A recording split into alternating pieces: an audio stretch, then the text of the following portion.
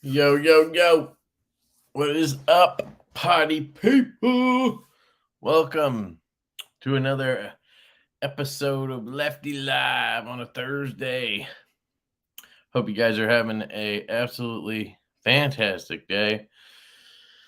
I'm a little early. Look at that. I'm early. This is what, if you schedule it out, then you can be early as opposed to scheduling it earlier and being late, Tactics, baby.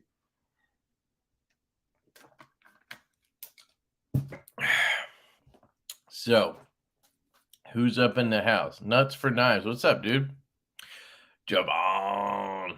What up, Javon? How you doing, man? Just waiting on Ben to come in.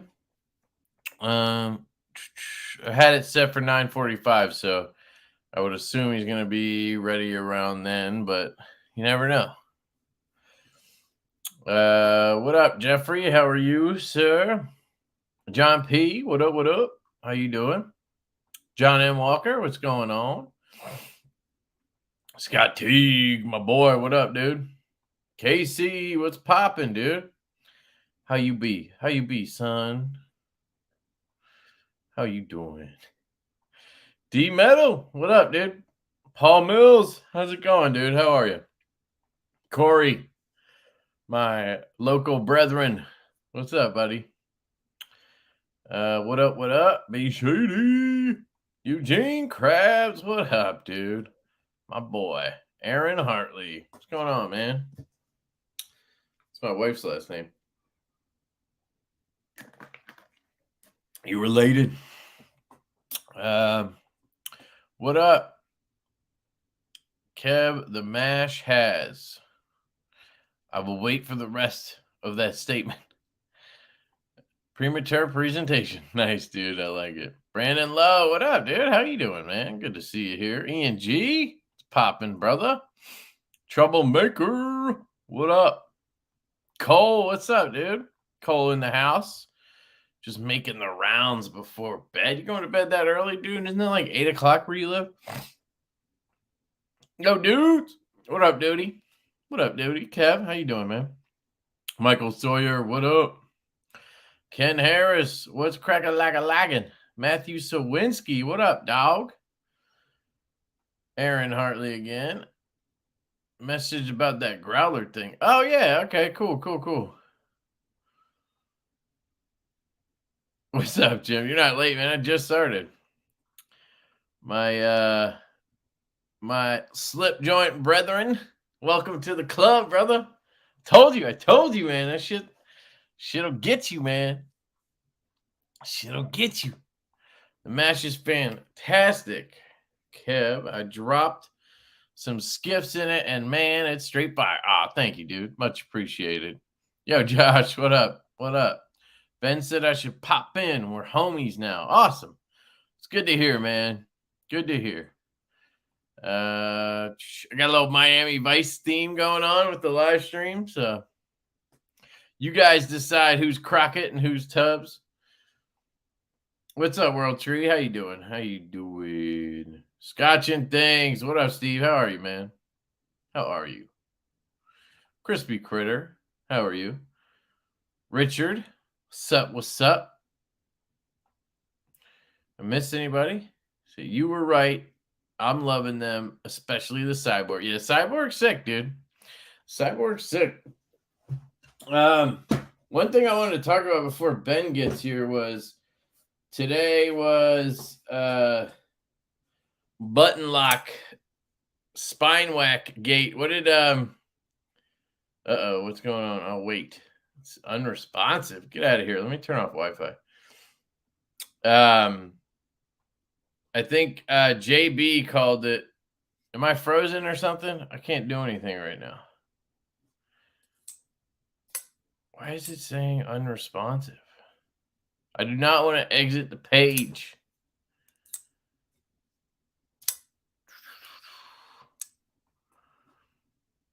All right, hang on. If you can hear me.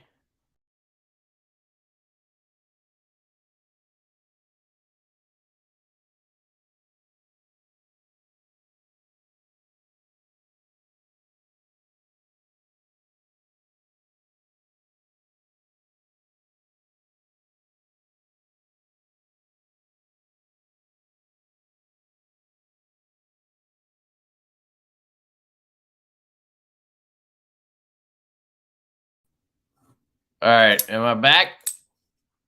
Not good. Not good. All right, I think we're good now. I don't know what happened. I think that was StreamYard taking a big old shit. It's not my internet. I'm telling you. Watch this. Watch this shit. Anybody questions my goddamn internet, I will question your ass. Google Chrome would like to record this computer screen and audio. No, I don't want you to grant access. Can I deny that? Why would I want that recorded? What the fuck is going on? So wait, you question me at your own peril, all right? Look at that shit. Uh-oh. It's dropping like real fast. Look, come on. Get out of here. I blame StreamYard. All right. Anyway, real quick before I bring Ben on because he's here now.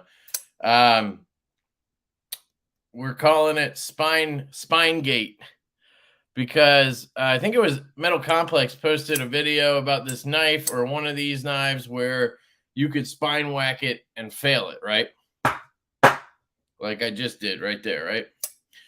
But some of us were kind of messing around and testing them, and I couldn't get it to fail by just putting pressure on the spine. So like I wrapped it in something so I didn't cut myself. And like you could put a ton of pressure down on the spine, it doesn't fail. So like, is it a fail to have your knife not be able to withstand fucking massive impacts? Like, I don't know. I don't think that's reasonable to expect from a knife. And some knives can do it, sure. But a button lock, it just has that, you know, the spring, the plunge, the slippage could happen. I don't know. So I honestly don't think it's a big deal. If your knife can easily just be closed like this, of course, that sucks. But if you have to whack it on something, I don't think that's a failure. That's my take on it. I'm going to bring Ben on. Yo, dude. Sorry. What up? What is up? So I don't know if you caught any of that and or have an opinion on any of that, but Spinegate. I'm calling it. Well, I'm of the opinion that your knife is a cutting tool, that if you need that level of durability in your knife, you should probably have a fixed blade. So I'm kind of in the same camp as you. Like if I can't fail it with my hand or I got to beat it on something, it's not a hammer, is it? Right. Like in the spine of your blade. So like I had a dude comment and he's like, well, you know, you should, the edge is what you're supposed to be using. You're not like using the back of it to bash shit. So like, that's not fair. And I'm like, you know, that does make sense. But like, what if I randomly need to climb a tree, right? And all I got is my button lock knife. Am I supposed to stab it into the tree like this and step on the edge? Or should I be able to stab it and step on the spine? You know what I'm saying? You know, it's like anything. It's not black and white. It's a nuanced answer. I think you should choose the tool for the job you intend to do.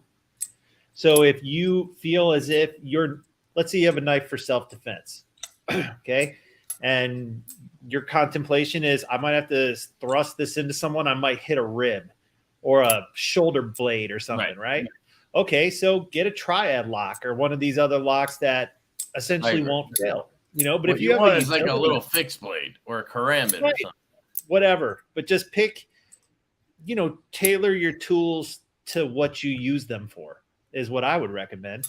And if you want a button lock, well, maybe you don't get the durability of a triad lock, but you get to fidget with it the way you fidget with a button lock. And that's the thing is the button lock craze is all about the fidget factor. It has nothing to do with any, like the reason it's pop. Look at this fucking thing, dude.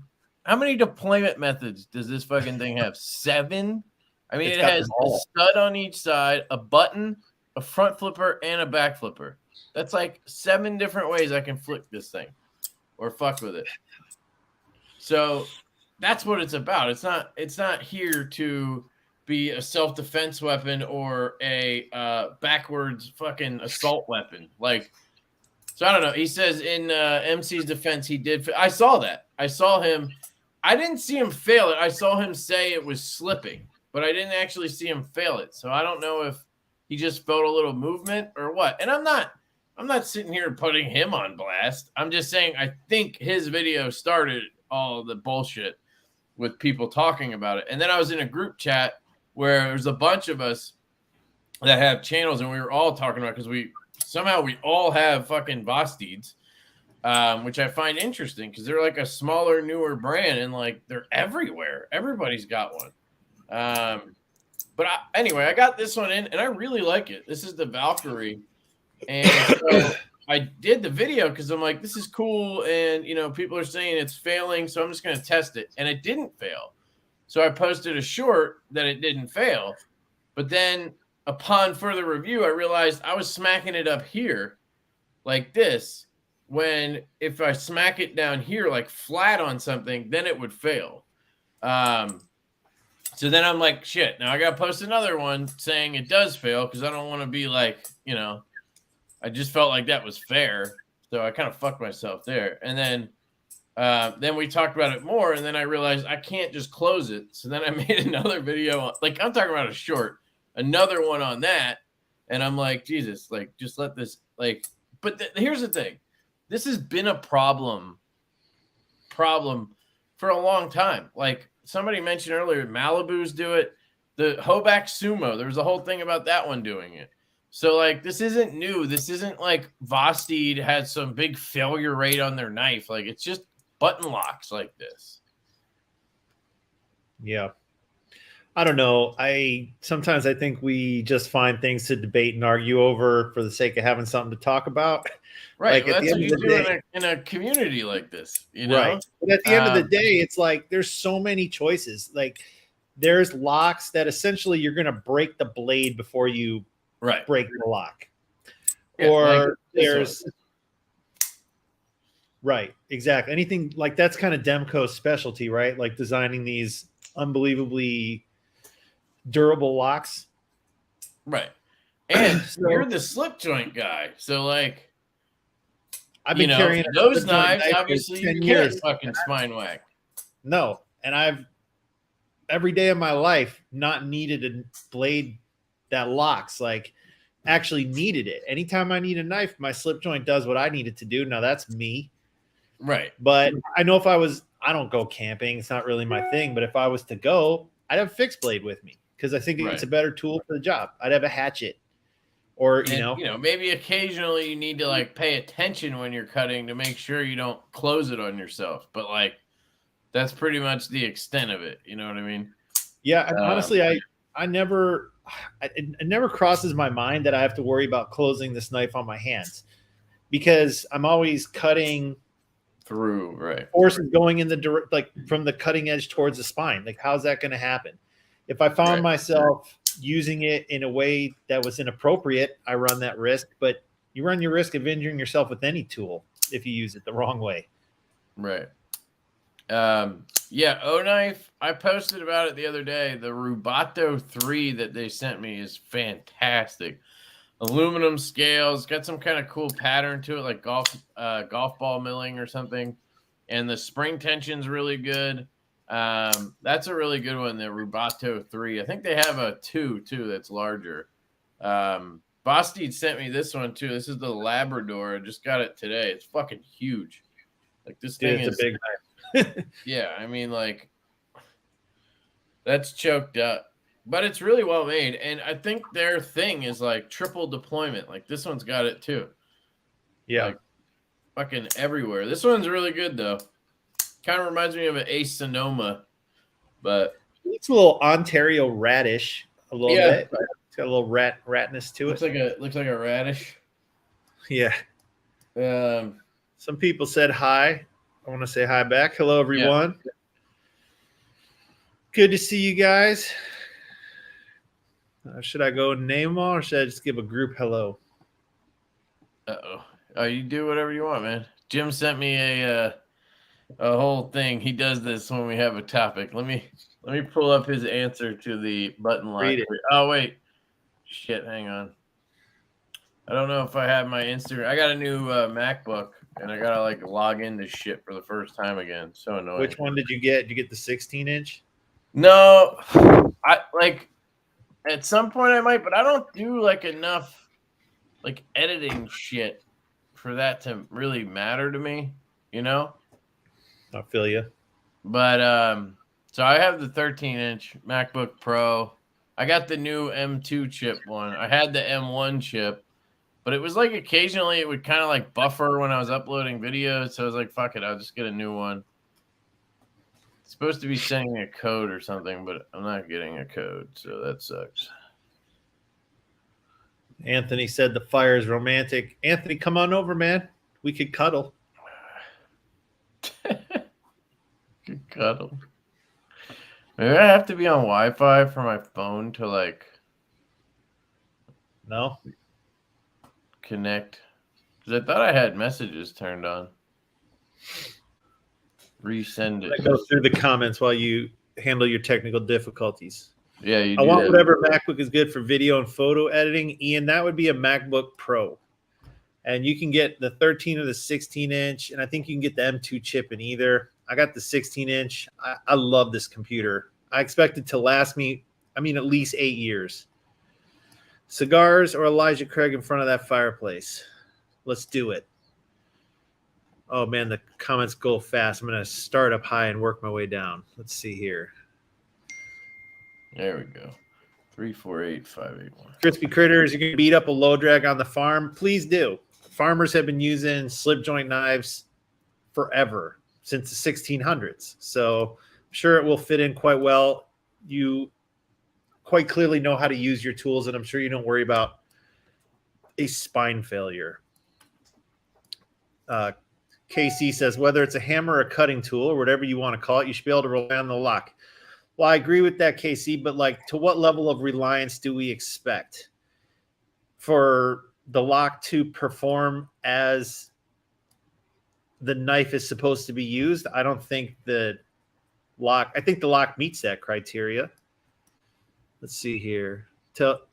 Nice Fast, tell that to the lock picking lawyer. I've seen that guy's videos. He picks safes and makes all locks look useless, but of course that's a different kind of lock. That's another thing is like lock picking. I've never gotten into that whole thing, but it's a hobby. Richard says, I think it's stupid. I'd never smack the back of my folding knife on anything. I won't even smack the back of my fixed blade. If the locks are solid for light regular use, I'm good.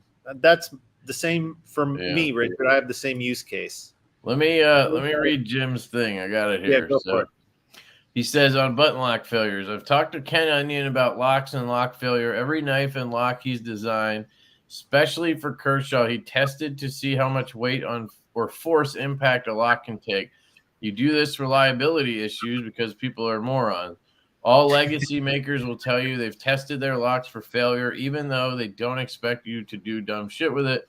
As far as button locks go, due to its design, it should be one of the top strongest engagements available.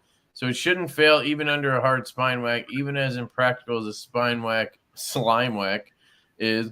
The design is its assurance of stability and strength. If a button lock fails, they made a shitty knife, period. Okay.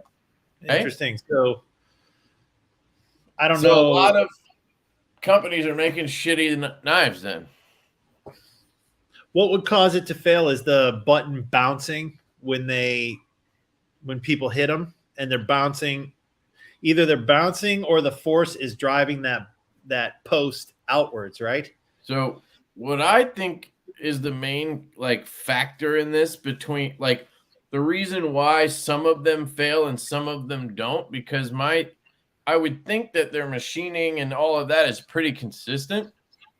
So my theory on it is the spring tension, which also gives you the feel of the detent strength. So the ones that have a little bit of a stronger spring probably are less likely to fail because they're not going to get compressed as easily as you smack them. Where one that has a weaker spring, it's going to be easier to compress the spring in, aka push the plunge in or whatever. So that's my theory on it. There you go. Spring failure, most likely, yeah. Well, the real answer here is just buy a slip joint, and then you don't have a lock that might fail on you. Speaking of which, the knife of the month, we'll call it, is the low drag. the high speed, low drag. I got the 80s. Which one you got there? Is that the This is Miami Miami. one? Yeah. Yep. I got 4 out of 5 of them. I left one at my office. There's 80s. The lighting doesn't work good here for when I'm trying to show these off, but yours is a little better. Which one did you leave at the office? What am I missing? I got 4 of them. I'm missing Jungleware. Okay. So here it is in hand. I'll be honest, though, this one, seeing it in pictures and whatnot, like the whole time, not like pictures of the actual knives, like the renders, all that shit, since they've been released or on your website. This one I wasn't like that excited about because I'm not the biggest like traditional guy, right? And this kind of has that more traditional pattern to it. But I also thought it was going to be bigger. So once I got it in hand, the size and the proportion and everything, it makes so much more sense. And now this one's in I would put it in my top 3: Venom, Midnight, and this one. Yeah, I think right off the bat, this is going to appeal to the guy who has more experience with traditional knives, unless you just really like the line work of this. But, take Jim, for example. He's a modern knife guy, has been for a long time. The Cyborg is what piques his initial interest. And I think that case can be made for a lot of the modern knife guys. I think the Venom is like that too. Yeah, I love the Venom. That's a good mix of the two, yeah. Yeah, but this one leans much more towards the classic old-fashioned knife design. Right. But, I want these to get into the hands of guys who, like a guy like you, who says, man, that one didn't really, do it for me when I looked at it, but when I got it in hand, it surprised me. And some of these have been around for a really long time, and there's a reason for it. Yep. And this one's broken in really good. Yeah, that's the other thing is if you guys watch my unboxing, I was a little bit like iffy on the walk and talk. Like obviously they're always really good, but like I'm comparing them to the last one, you know what I mean? And the Venom was like next level, just insane walk and talk. But this thing broke in so well. Now it like hops to half and jumps down. And it has its own unique walk and talk that I really enjoy. I think a lot of it has to do with the way the blade is like wider here, thinner here. I don't know if that affects the spring at all, but like, I don't know. It just has a unique feel and it's super satisfying once it breaks in. Yeah, I agree. So, yeah. But it's been a good, people have been stoked about it. I hear from a lot of people, yeah, that's the one I've been waiting for. And the 80s, I can, I'll put my money on the 80s selling out first just because of, what I've been hearing. 80s camo carbon is hot. Yeah. What's up, Craig? What up, Naff? How you doing? Yeah, I went full 80s today, so I had my Northwoods Leatherworks slip, and then I had the 80s laid back jack. Then I was rocking my Evo 2.0 with the 80s scale and the clip. Love this thing. And then I had sort of, it's not 80s, but it's like a fruit stripe Zircutai coin. And then I got this today in the mail. It's the Urban EDC Monaco. Pre-order came in. Anso design. This thing's sick, dude. Tiny knife.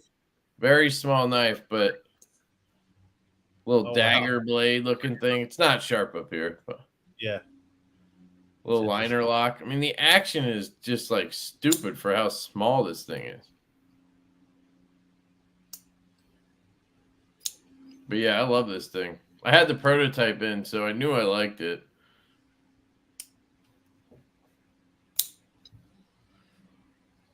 I don't know what they cost though. think I paid. I think the pre-order was like $240 maybe for this M390 titanium. Really nice, like engraving or whatever, milling on the scale. It's Yeah. supposed to be like kind of like a worry stone thing. I don't know what the fuck's going on with my light. Oh, I think they're.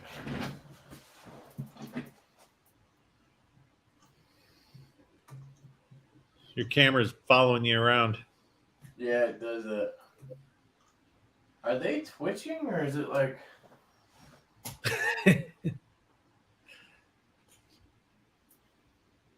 You're gonna have to jingle your kangaroo nuts in a minute. World Tree asked me, he said, good evening to you. You working on a mini fixed blade yet? Let the spine whackers keep whacking off. Give them a stiff jack. You know, I'm getting motivated to do a fixed blade, given all this talk of whacking. So you can spine whack the fixed blade all day. What size fixed blades do you guys want to see out of me? What would your like overall length be on something like that? Maybe I'm crazy. Maybe it's not flickering. I don't know. I think you're fine. The police are not watching you through the window. Now I'm blind. Staring at those fucking things. Yo, what up, World Tree? Thanks, brother. Ben, you working on? Oh, you already read that. Sorry. Yeah, I read that one. Thank you. Thank you, Seth. We got 92 people. Did you do pocket checks? Do we do those? No, I just showed you what I did, what I had. So your turn, I guess. Well, so my routine is I carry what's going to drop. It's fun for me because I get to carry a knife for a month. And then I do the same thing. Yeah, I rotate through the colors. So I don't have to think about it anymore like I used to. So I've been carrying the Miami the last couple days. Well, I carry like 3 or 4 knives, so I always still have to choose. But I'm doing good, Craig. How are you? Let's read some of these. Tell us what you guys are carrying. Well, so first someone answered me, just a bit bigger than a chickadee. I have a chickadee, so I follow what you're saying. Blades under 3 inches overall, around 6.5, 3.4 inch blade. Tiny one, do a neck knife. Fixed blade, overall length, 12 to 14 inches. That's probably outside my wheelhouse, but I do appreciate the suggestion. 7 inches. Craig, I'm doing great. Anthony's got he's saying EDC fixie, 3-inch blade, 3.5 inch finger grip pocket sheath, right on. 7 inches from Gina. Ron says, hey, what's up, Ron, from the Great White North? Kyle says, hey, Kev, did you check the light for flickering but turning it off and on again? 7 to 8 inches, says Craig. That Miami's nice, says Vu. I love something on the smaller side, kind of like a chickadee. There's a big demand for that. You could tell. Josh posted Jim Skelton's links, which is cool. Brandon's carrying his Rask. Any new Ranger eyes? Round. Was that the Grail? Someone asked me, Ian gave $2, so jiggle the nuts for him.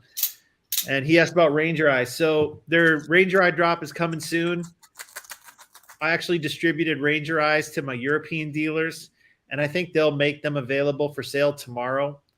So I'll probably drop the Ranger Eyes next week. I only have 35 sets to sell to U.S. customers, so just keep your eyes open. And I want to take a chance to plug my Facebook group. Most of you guys probably heard this by now, but I will shamelessly do it. Jack Wolf Knives Worldwide on Facebook. Worldwide is one word. And I'm going to put the Ranger Eyes up there for a day before I drop them on Instagram. So if you guys want early shot at the Ranger Eyes, join the group. Let's see here. I agree the chickadee would be tits. That's a technical term, right? What steel for the fixie, not M390? You know what, guys? I'm loving the response to S90V that I'm getting from you guys. I'm just thinking I'm going to stick with that until there's a reason. It's underused, man. What's that? It's underused. It's underused, and that's kind of, that's from a business standpoint that really excites me because it get guys off the fence. So that's cool. Yeah, no, it's good. We have a mini knife that we're just getting in the works, and we're gonna do S90B on that one because it's gonna be like a little pocket razor. Why wouldn't you have high edge retention? You know what I mean? Like, Right. So M390 bug out, says Ian. Carrying 2 IV lines, says Craig. Jim's clickety clacking his cyborg and have the Null Knives Grace prototype and always his Cylon torch. Very cool, Jim. Glad you're getting intoxicated by the walk and talk. Anthony Arrowhead guy says his M4 Demco 8020S. Midnight Jack in the left, purple on purple. Very nice. Those purple Midnight Jacks, man. I mean, it's like rare they ever come up for sale. we saw one the other day in the group. Somebody got Yep. one. I was like, hot damn. Yeah, there was one that went up on Arizona Custom Knives that they bought from a collector and put up for sale. How much did they sell it for? I think $325. Oh, that's not bad. Nope, I think that's pretty good. So Usually they get shamed for their upsells, but I mean, they're a consignment shop, so it's like, to what degree do you? I don't know. Let's not go there. sometimes it's ridiculous. Like Sometimes, Rosie's but you don't for have to like buy it. $2,500. Yeah. Who knows what I they know pay you, for them? you don't want to say anything. I wouldn't, but No, and frankly, it's like, I mean, no one's forcing you to buy are it. they If still price are it- they still a dealer for you? Yeah. Yeah. I They're have great guys, man. They pay fast. They're easy to deal with. They just don't market at all. No, they you know what? There's like 4 or 5 guys working in there, and they're consigning like 500 knives a day. He even Right. told me, he's like, we're just overrunning here. And he's like, so if I'm the last one to sell out, I don't even care. He said, it's like, all right. Fiddleback, Bear Cub, Fixie, and Mini Roach. Have you guys met Andy Roy from Fiddleback Forge? He's hilarious. I don't even know what that is. It's Fiddleback Forge. He's out of Georgia. Someone correct me if I'm wrong. He makes fixed blades, and he sells them on Blade Forums. They would do like Fiddleback Friday and do a post and sell them that way. Anyway, he's got a unique style. Once you see one, you'll always recognize his stuff. Let's see here.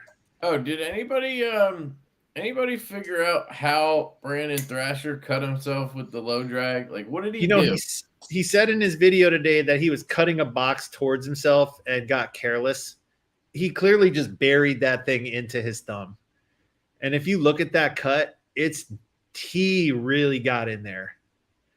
Damn. And he said the doctor told him he was impressed by how sharp whatever it was cut him. So, yikes. Yeah. Josh said, Ben is new to this, but already better at the chat than someone. I think Yeah. my friend. No, my grail was a Ron Best, says Naff. Yeah. Southpaw says a full tie Jack Wolf would be killer. Thank you for the suggestion. I agree. That would be pretty cool. Any new Ranger eyes to your collection? Oh, not really. I bought Screaming Pirates, like Christmas ones. But that's it. I need to do a better job pinning some of those down because I think they're sweet.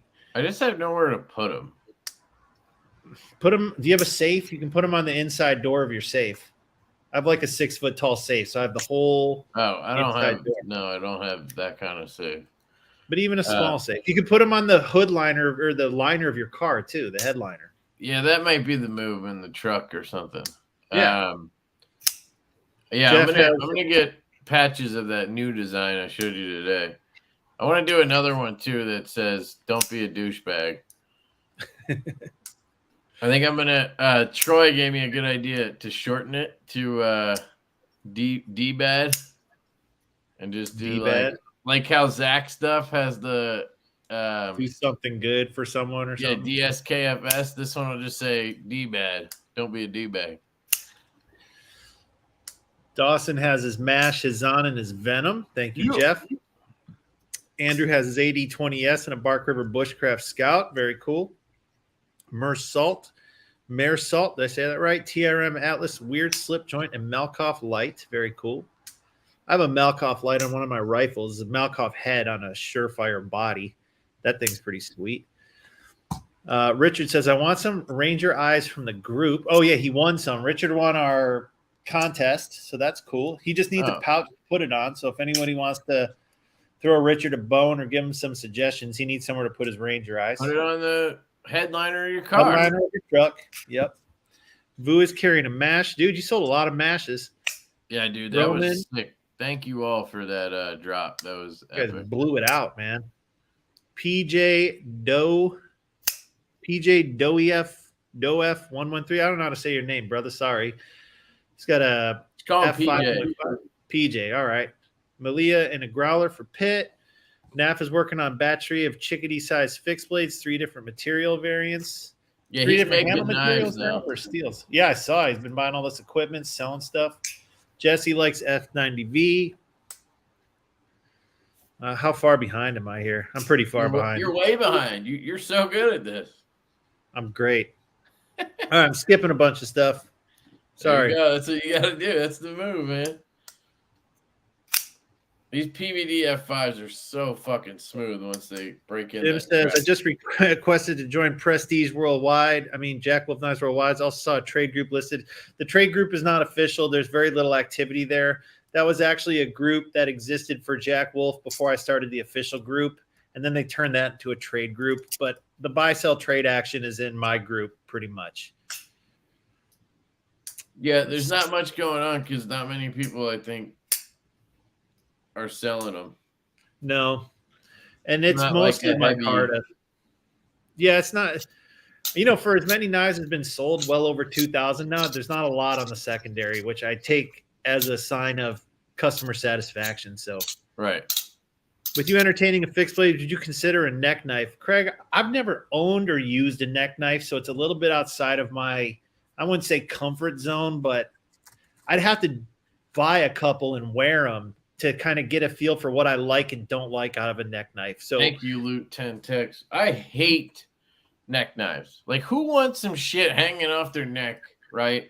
And then if it's light enough to not weigh you down, it's gonna be tiny, small. Like, it's not gonna be big enough to do anything. And then try to get that thing out of your shirt. Like when you're trying to, like, I need to open a box. I'm gonna like fucking do this shit to get it out. I'd rather just wear a little one on my belt, like I do with the chickadee. You know? Yeah, but some guys just like having it right here. I get it. I just don't know how niche it is. Someone asked if I do a Zulu. Man, I really love the mini Zulus that Enrique used to do. I've only released 1 spear point. Well, I guess 2. Although I just want to see how this low drag does before I entertain another spear point. Wait, say that again? I've got the K9 spear point, the vampire, and now the low drag. 3 spear points. So I just want to see how this low drag does as far as sales go before I entertain another spear point, because I always feel like spear points are the least popular of the mix. I feel like it goes sheep's foot, clip point, Warncliffe, spear point. More or less. Huh. That might be because the spear point design so far have been a little bit like polarizing, because you had the K9 with the dog leg pattern, which is very polarizing, and then you had same thing with the vampire with the, you know, the coffin hump or whatever you call it. So this one's a little more normal, so to speak. So I think this will give you a better gauge on how much people like spear points, if that makes sense. And there's other spear point, like you could put a spear point in the little bro, you know, and the big bro. It'd be like kind of a longer, skinny one, kind of like on a Swiss Army knife. I would put a sheep's foot in those before. You could put every blade in that handle, basically. I would put a sheep's foot in every one if I could. How about a hogbill playback? So we've talked about this before. Hogbill is one of the ones that is most interesting to me right now, but I'd have to try to draw it. It's just a matter of whether people would buy it. Like that mini knife I was telling you about that we're working on, the nip. We drew it out with a hawkbill and just a straight warnie. And I don't know. It's just like, I think you're going to lose people with the hawkbill. Might as well just go straight warnie. You don't gain that much with a hawkbill that it's worth it, if that makes sense. It just has to be aesthetically really pleasing, I think. So I kind of see a vision of it in my mind. I got to draw it. Right. And then a Tonto. I've had a ton of requests for a Tonto. I'm interested to draw a Tonto. That would be interesting. I know that all came after the Cyborg, right? That you even before then, it's like, if you think about it, it's the only one I'm really missing of the major blade shapes. Well, that and a drop point. Those are the two I'm missing. So those are the two that drop point would be interesting, I guess. That would give you more of a you just got to do a sod buster, right? Basically, yeah, like that's the one you think of, but there's other drop points in traditional knives too. Like a mini sod buster would be sick, dude. That would be sick. So, but the hard part has been finding the time to design. Oh, I want to show you something, Kevin. Correct. You know that when you like make suggestions to me, and sometimes it's like, oh man, I haven't had time to do that. But then you like, it irritates me that why haven't I done that yet? You know, it's like I thought about it and I haven't done it yet. And then he had to say something. So now I got to do something. Oh yeah. Posters. Look at that, dude. Dude, that's sick, man. Framed under not glass, but acrylic, 12 by 12. Yeah. Do you guys like these? So this is the sticker, obviously, and I was able to just use the art file for the sticker and upload it to Printful, and bam, like this did not take a tremendous amount of effort for me to materialize. But the quality is freaking awesome. Like the print quality is right on. Yeah, that looks great, dude. So I can put all these on my website for all the stickers. How much would they be? I knew you were about to ask me. Let me see. Not ridiculous. I'm over here planning how I could buy every one of them. Now I gotta collect all the posters too. Like, where do I put them all? I don't even have a spot to put any of them. I need at least one. I need at least. Here we go. Yeah, only one, right? But which one? I could probably put 2 or 3 up in where I'm thinking. Depends on the price, though. Hold on, I'm checking. But you can do different sizes. So this was maybe this was a 10 by 10. I can't remember. 10 by 10 or 12 by 12. Let me see what I ordered, so I don't give you the wrong price. So would you? This was a 10-inch by 10-inch, huh? Would you order them or just start like a Printful store? Is that what they do? No. So right now on my website, if you buy a Jack Wolf t-shirt, hoodie, hat, any of that stuff, the orders go straight to Printful. Okay, that's the company. Got it. Yeah, it's a print-on-demand service. So I don't have to stock the stuff. So it's like Teespring. Exactly. But Printful has a ton of stuff. Like you can do coasters and mugs and mouse pads. I gotta do that. I gotta do that for Divo. I'll help you set it up if you have trouble with it. All right. But hold on. Yeah, we need shirts and shit. Like, I'll talk about shirts in a second. Yeah, because I've been bugging you to do shirts with those. That's the other thing. You bugged me to the point I had to do something about it. I was like, I don't want to hear from this guy again. Like, who wouldn't love a fucking Miami Night shirt or whatever Cyborg fucking shirt? All of them. Yeah. So 10 by 10. The original Dead Nut sticker, but a patch. I did that. I did patch. It'd be probably yellow. I think these would be around like shipped, delivered, somewhere $35 to $40 range. Okay. Is that unreasonable?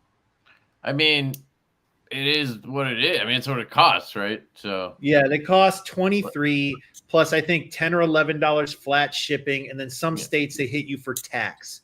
Yeah. So I'd have to like account for that and just charge enough so I don't lose money when I sell them. Right. But to do this, you'd have to buy a poster and buy a frame and put it all together. Then you wouldn't do it. It would all just be sitting in your, good intentions room. So I started learning about screen printing T-shirts. Yeah. Have you ever dealt with that before? Yeah, I used to work for a company where we did it. So, yeah. Well, so the thing with screen printing is like you pay per color, Yes. per location, Setups and all that shit. Yeah. yeah. So I'm gonna You do would probably like, want to do digital. well, I like screen printing, man. It's just better. It's nicer. It is. I learned that it is better. This stuff is digital. The printful stuff is digital. If you want, I literally used to work for a company that does that kind of shit. Well, I want to use someone local to me, so I'm getting quotes right now because these black. Yeah, there are a lot of local print shops, so that's smart. Yeah. And I want to upgrade like the Black Wolf or the Black Wolf. You got to do tri-blend, man. Next level tri-blend or whatever. I'm going to do a blend. I'm not doing 100% cotton because they shrink too much. Fuck no. That's why the tri-blends are the best. Yeah. So I'm going through that. I'm going to upgrade my merch. I'm getting screen printed. I'm starting with the black shirts, white, just like this. White wolf on the front, wolf with text on the back, hoodies, T-shirts. Then I got to stock all the freaking sizes. And then I want to get hats with puff embroidery. Okay. So, and then from there, dude, I'll get into the more sophisticated you could do a couple multiple colors. You could do a couple of shirts that instead of Jack Wolf on the back, you could do like Jack's got your back or whatever. And you don't have to do color. You could just do, black and white on that. Yeah, I might have to just talk to Sean and get some of the art converted to be friendly for T-shirt print. But I'll figure it out. Yep. You would probably just need an AI file for that. It's usually none of these were done as vector files. Yeah, so vector. That's what you need. Yeah. These were not done as vector files. So that's I just gotta. I don't know why, but it is. Well, they were label files and sticker files, so they were not needed to be scaled in that manner. But I'll figure it out, dude. Just to let you know I'm sure he could do that in like 4 seconds. I'm sure he could too. Yeah. But the point is, I am establishing the relationship to get proper screen printed merchandise, like good concert shirts. You know what I mean? I know what you mean. Shirts that after you wash them 10 times don't start fucking cracking. That's what I hate about Teespring. Yep. It's and then these shirts, when you wash them a bunch, like the ink starts to kind of crumble off. That's what I'm saying. Yeah. Yeah. Oh, you're talking about the ink. Yeah. Yeah. There was a bunker. What is my dog EDC? My dog. Isn't that what it's for? Where's your pig ear? My dog likes to EDC a pig ear. Does your guys' dogs eat pig ears? He loves those pig ears, man. That's funny. No, my dogs are more like the snack kind. They don't carry shit around like that. One thing I want to talk about is I got a new driver today. I didn't need another one because I got the white G10 combat beads driver, which is sick. But that thing looks like a meth pipe, bro. Yeah. Well, this is the Anso design Audacious Concepts driver. And whoever recommended this to me like 80 times, thank you. This thing is fucking incredible. This might be the best driver that I've had. It's so good. Really? Yeah, it has the right amount of like length and spin in it. It has the right size, yet has this grip up here. And it's like jimping up here. This shit fucking catches, so you get good torque. The magnet's really strong. The spinner is not like, super fidgety spinny, but it's good enough. And it's like $85 in polished titanium. I mean, yeah, that's a good deal. Yeah, I paid $100 for the white G10 one from Combat Beads. So where'd you get it? What? Where'd you get it? I got it at Urban EDC. Right on. $85, Jim. If anybody has my Urban link, here, I'll throw it in the chat. Not that it gets you a discount or anything, but it gets me some commish. Some commish. Yeah, I really like it. And then Anso also designed this, so it was cool. I got both of them today. And this is really these mini knives, man. The Baby Barlow, the Monaco, the Nibbler, really cool knives. So kind of made me want to do a micro knife, which is one of the reasons we're doing the nip. But the nip is going to be dragonfly size. So it's not going to be this small, but it's not going to be like Ace Riv size. It'll be like kind of in between. But it's got a little flipper tab. I can see if I can pull it up. Let me see. 4-inch. How big's a handle? Oh man, I'd have to look up the. I like how you called it the nip. Yeah, I mean, it's got to be like related to, alcohol in some way. So wait, let me pull this up. Let me see if I can get both of them on the screen at once. Let's see if I can pull this up. Should we turn that light off, Oscar? Hold on. No, I can't. God damn it. All right, so let me just show you this first. I hate that I can't just share that. Like, I have to share the whole fucking screen. Oh, wait. Never mind. I take it back. Let's see if this works. Chrome has lost permission to capture your screen. Oh, my God. Cancel. Let me do this. Show us. Dr. Drew said, show us the nip. Alice, I saw your DM came through. I'll check it out after the stream. I'll get back to you in the morning. Thanks for sending the message. I appreciate it. All right. Use password. No. Fingerprint. What the fuck? All right. It said it may not work because I have to restart or some bullshit. Why is everything got to be difficult, I ask myself that every day. Just let me do what I want to do. All right, let's try entire screen then. Don't be a bitch. It wants me to relaunch fucking Chrome. Beard of Doom. We were just talking about a Tonto blade. It's Tonto, drop point, and fixed blades. Those are what I'm hearing the most from people. So that's kind of where I'm focusing some attention. I really need to find some time to design. But I feel like I've been getting caught up the last couple of weeks, so maybe I'll have some time. All right, so I'll just do it this way. Can I click on this? There we go. All right. Oh no, it's still going to be me sharing. What am I talking about? Oh, did it work? It worked. Fuck yeah. Slip life. So this is the patch/sticker design that I came up with today. Well, so I got the idea. I was like, slip life, and then it reminded me of salt life. So I was like, let's use the salt life thing. And then, so I was like, Colin, can you make this design? And then like 20 minutes later, he sent me this. Well, he sent it to me slightly different than Ben had a suggestion. And then it looked like this.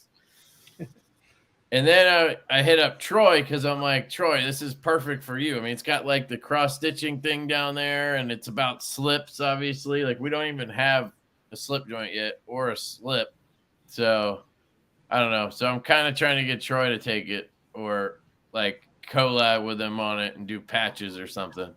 So, I'm going to try to do that. And then let me see if I can pull up the nip on Instagram somehow too.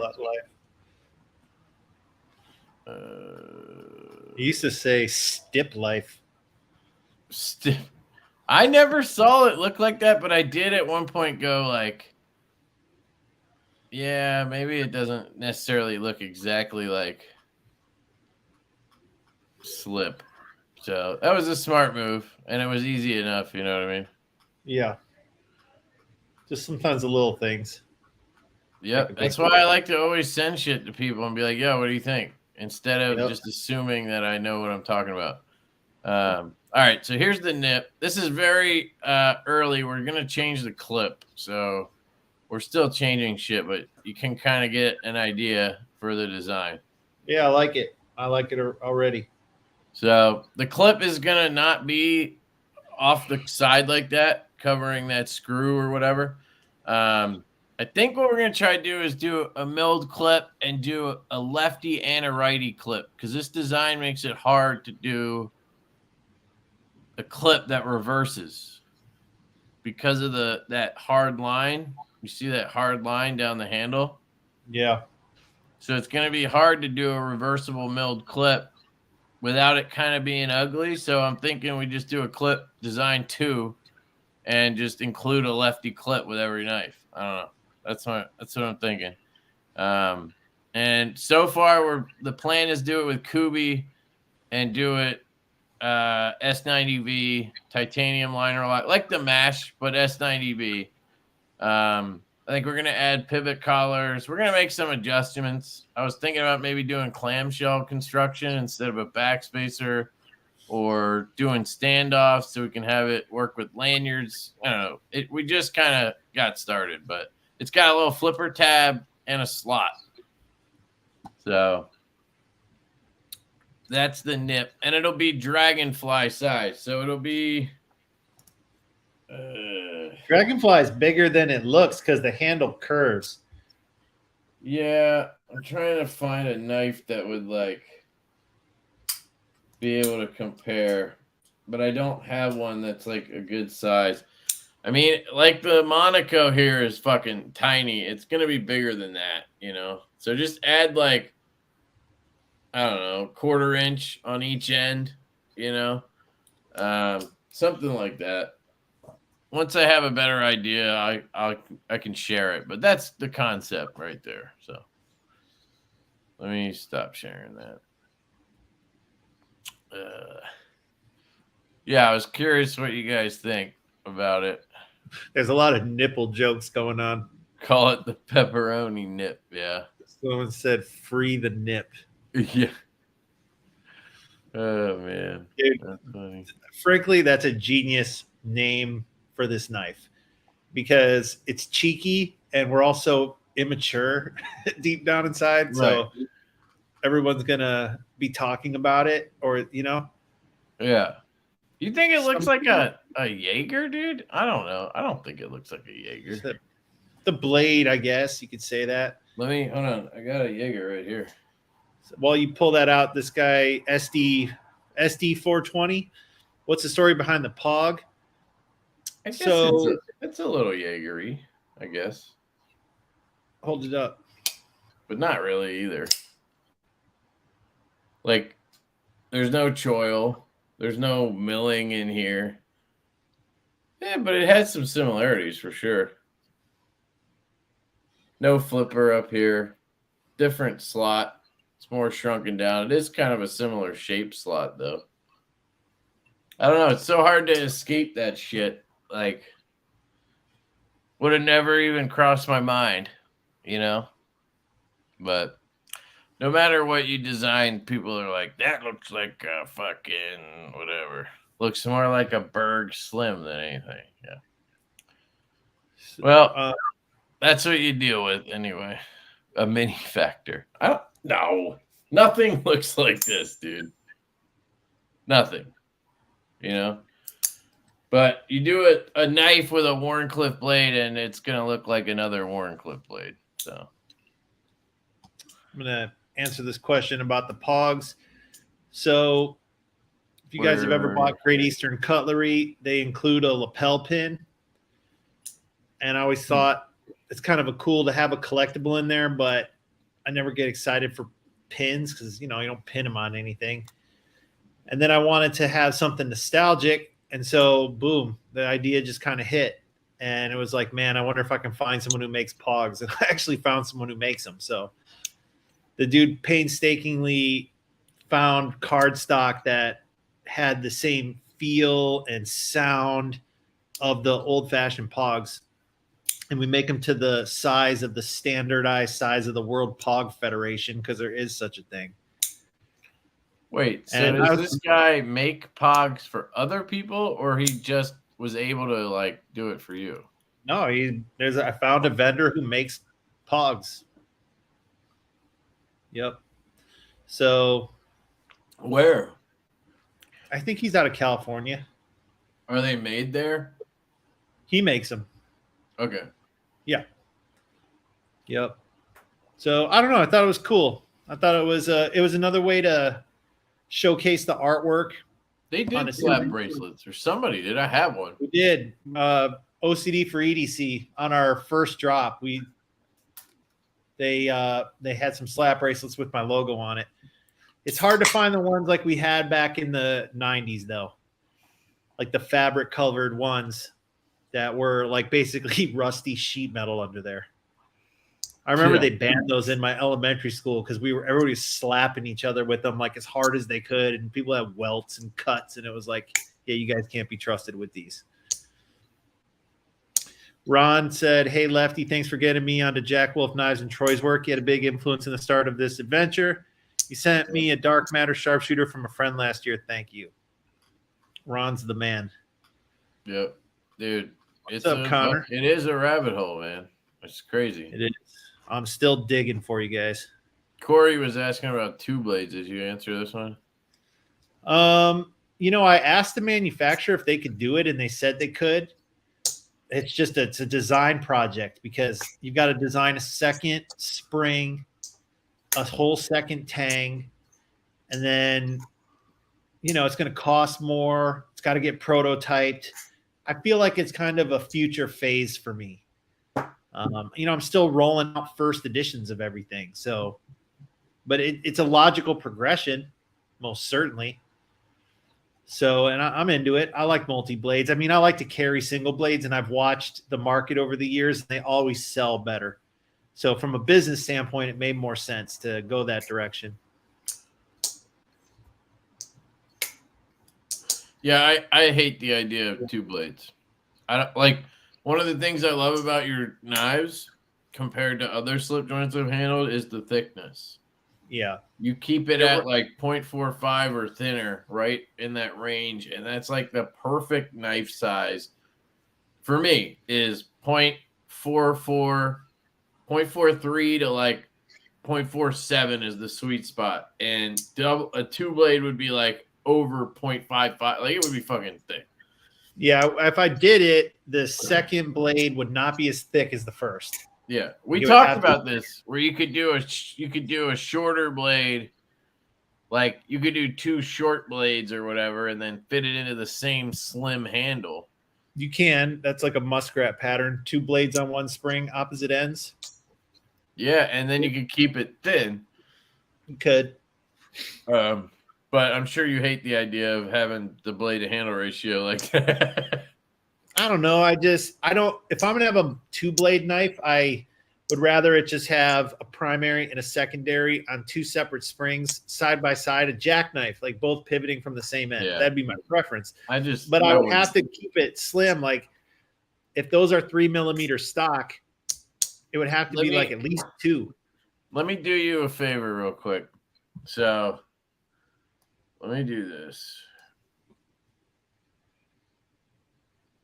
A very slow favor. Hang on. All right. So I'm going to pull up a website. Since I'm doing that, I'll throw the link in the chat because, it's an affiliate link and I'm a shill. So this is traditionalpocketknives.com, right? Great dude. Austin's awesome. Fucking love Austin. And by the way, his little artwork thing here is pimp. Yeah.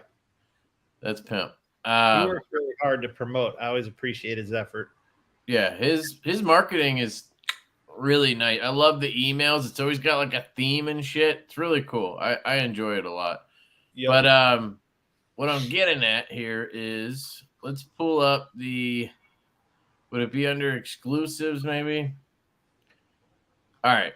So if you look at the Ohio River Jack, I'm assuming all the two blades are going to be in stock because I'm not sure if those sold very well. Did anybody buy a two blade Ohio River Jack? And I could be wrong. I just would love to. Bro, they never sell as good as single blade. So yeah, and you're trying to do a monthly drop. So like, I'm just, like thinking about it. I'm not sure it's a great, once a year, maybe. I would do one to see how it does. I wouldn't commit to double blading the entire product line, Right. you know, but it But would get still, some guys off the fence, but I think it would keep some guys out of the game. So I I would don't know. do like I would just randomly include it in a drop with another. Well, or if they would let me do like, let's say you buy 300 knives and they let you do 100 of them or 75 of them in a double blade configuration. Then Yeah, I it's don't not know. risky, but it's not my top priority right now. My top priorities are going to be additional designs and continuing to research and implement new handle materials. Those are my top priorities. Right. Craig, didn't you win one from me or was it from somebody else? I know I gave one away. I'd personally rather see Ben do a multi-tool or something like the beer and sausage more than a two-blade. Well, that's part of, I think. It's the same conversation, I believe. The market will, I've heard it from a lot of people. They like it, they don't like it. Bottle opener, pen blade. If anything, I think the two main blades is a bit much versus a secondary blade on a slip joint. It's usually just a small secondary blade. It's thinner. So you're not doubling you're not going to double it because you're not adding, it's not like a Big Mac, but this looks sick, by the way. Yeah, that came out good. I want one of these, but I just don't want to spend $330 on it. The uncoated one is $229, so that's $100 difference. Just so you can see what DLC in the U.S. costs. I mean, $100 difference. Yeah, it's quite a bit. I mean, look at that, $429, $329. Like that's gnarly, man. But then you look at a Chinese knife, same price. Yeah. They might not be the same coatings either. They look different. Yeah. Well, no, for sure. But yeah, if you guys are looking to pick up a low drag tomorrow, I recommend you go to traditionalpocketknives.com. Oscar, what do you want?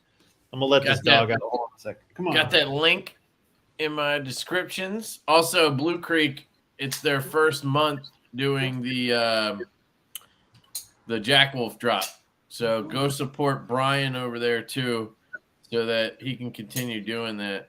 Which reminds me, it's been basically a week since we did the mash drop. I haven't done a live since. I just wanted to thank you guys for crushing that drop. And we are already working on ordering more. So we have another 400 in the works. We just put all the money right back into another run of more. Nice. So I want to plug a couple of the new dealers. You just mentioned Brian at Blue Creek, yeah. But I also added Travis at Knife Joker. You guys ever shopped with him? Dude, Travis is a good dude, man. He's a good dude. He's a good community guy, and he's super nice. Yep. So if you guys have shopped with him and you want to support him, he's like another mom and pop. He's out of Bishop. He does like a monthly knife giveaway where he like puts names in a thing and spins it. I don't know if you have to be in the shop to do it, but it's always funny watching him do the drawing. Oh, look at this.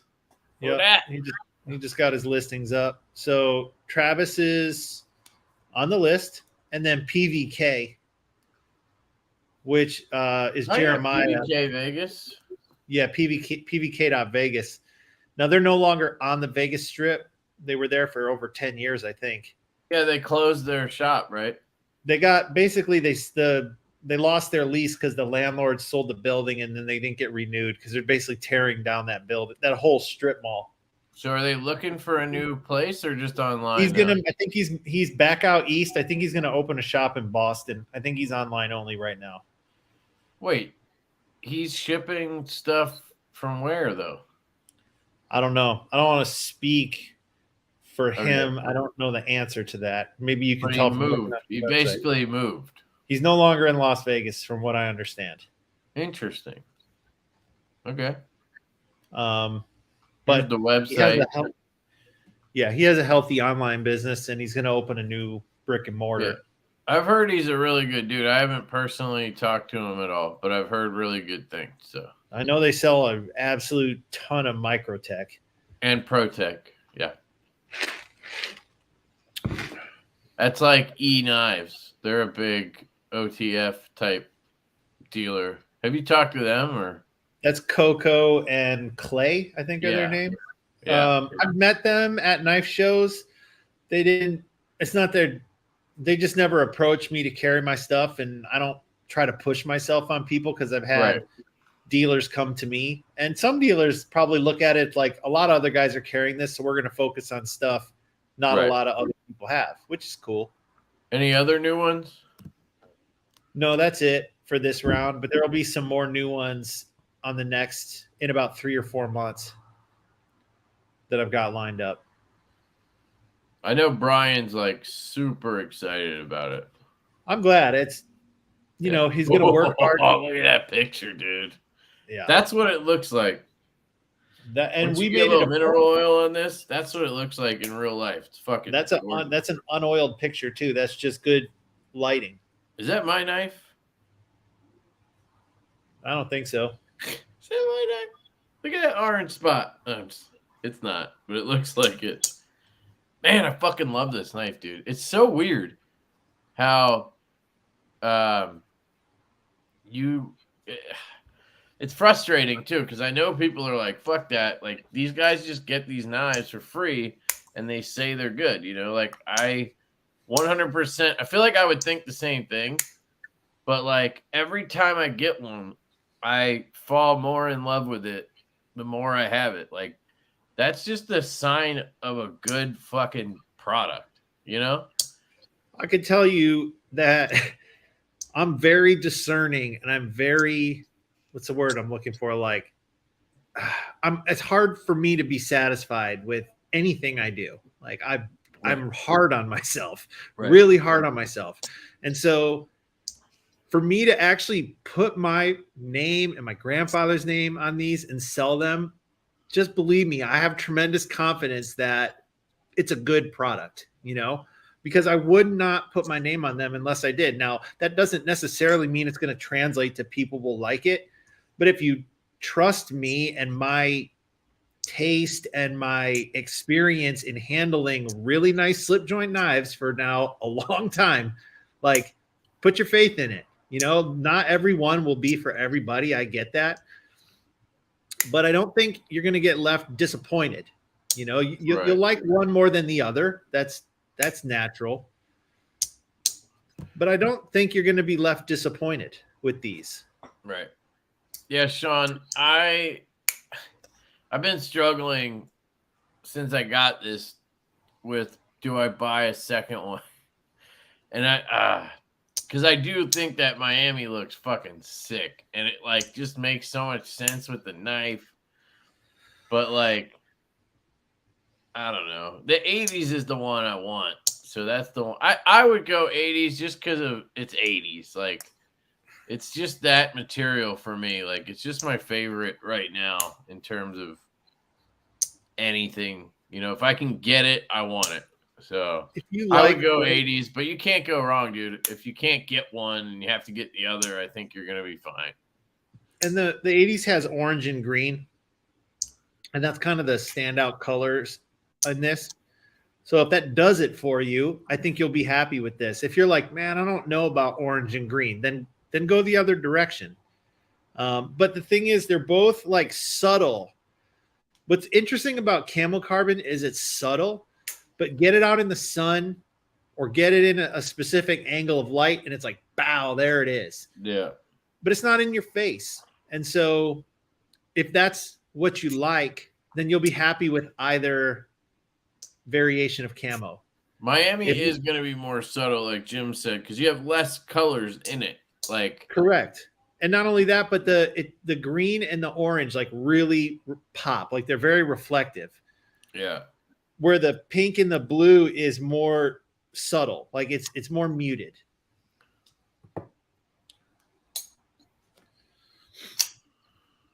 Am I invisible? No, D Metal, you are not. I mean, you gotta you gotta look in a mirror to see if you're like physically invisible, but here you're not.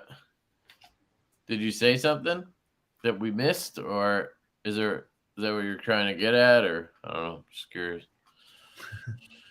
I think SC420 says he likes to take out the can, show off the art and the pog, and the knives are great also. Thank you. I'm glad you like the packaging. There's a tremendous amount of work and effort that goes into all of that, like to bring that to you guys.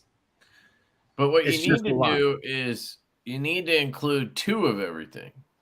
So then I can use one and then keep the other one in the pack. You know, like I fucking hate. But if you included 2, then it would be like people would expect 2 if you sold it. You know, I've been thinking about it. I get like I almost burns me inside when no one's putting their stickers on stuff because they're like wanting to save it as part of the kit. It's like use the sticker. If you notice the Ranger eye that's coming pink and blue, there's 2. Like use one and keep one or trade one. That's the thing with the dual Ranger eye I was told is like keep one, trade one.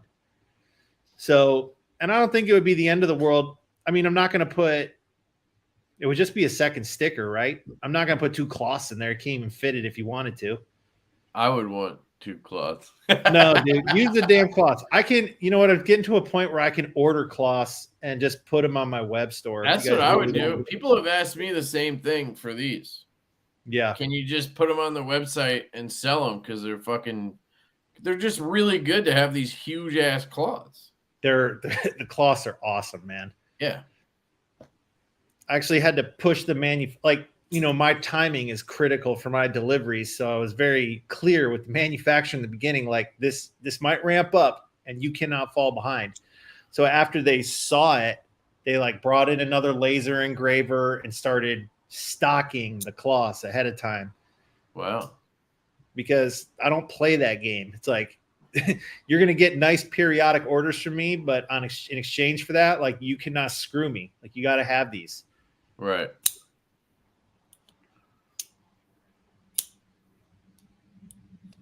Yeah, I would go 80s if you can get it, and then make Miami like your fallback.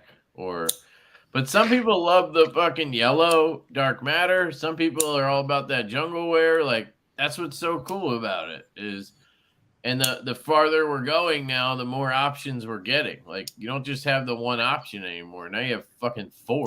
Hasn't even been a year. Like that's something that's impressive. Is like jumping on your.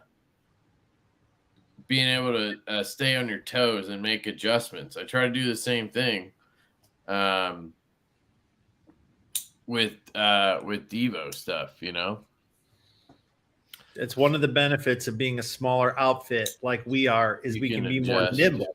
But then you got to take advantage of that, right? It's like if we can pivot faster because we're not so bogged down in infrastructure and whatever you're not like corporate whatever, right? Yeah, it's like those guys are a freaking ocean liner, we're like a sailboat, you know. Right. That's so true. It's like take advantage of that and pivot quickly to the market where those other guys are like making decisions. Bro, those big companies are making decisions probably for 2025 right now or beyond. Right.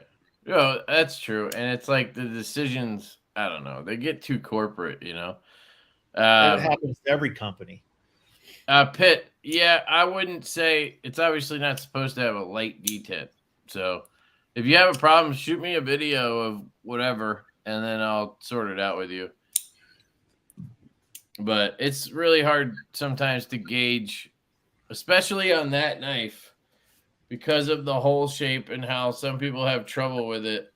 It's hard to gauge if it's the detent or the way somebody's flicking it or whatever. But if it is a light detent, I would say no, it shouldn't be like that. So I can swap you out or do whatever. Now, let me ask the audience a question. Sorry, I didn't mean to interrupt you. No, go ahead. So if I was to order a cloth, I can't put every color cloth on the website. I got to order them in packs of 1,000. So what color should I buy? Here's your choices. Green, like neon green, orange, light blue, dark blue, pink. Those 5. Wait, you're ordering? Say that one more time. You're ordering. Okay, what? let's say I order a batch of cloths to sell on the website. Yeah. First of all, I got to buy 1,000 of them. All right. Oh yeah, that's what we had. Well, I don't know if we had to, but that's what we did with the Divo ones, 1,000. It's a lot of cloths. They're going to take a while to sell 1,000 cloths on my website. But let's say I do that. Okay, so what color do I buy? Because Why can't you just order extra for a run and then keep just every time you do a run for the actual run of knives, just order extra and then take those. Just order 200 extra. I don't know if I can. I think I have to buy them in units of 1,000. Well, yeah, but how many knives are you ordering? Like, how many tins are you putting together each time right now?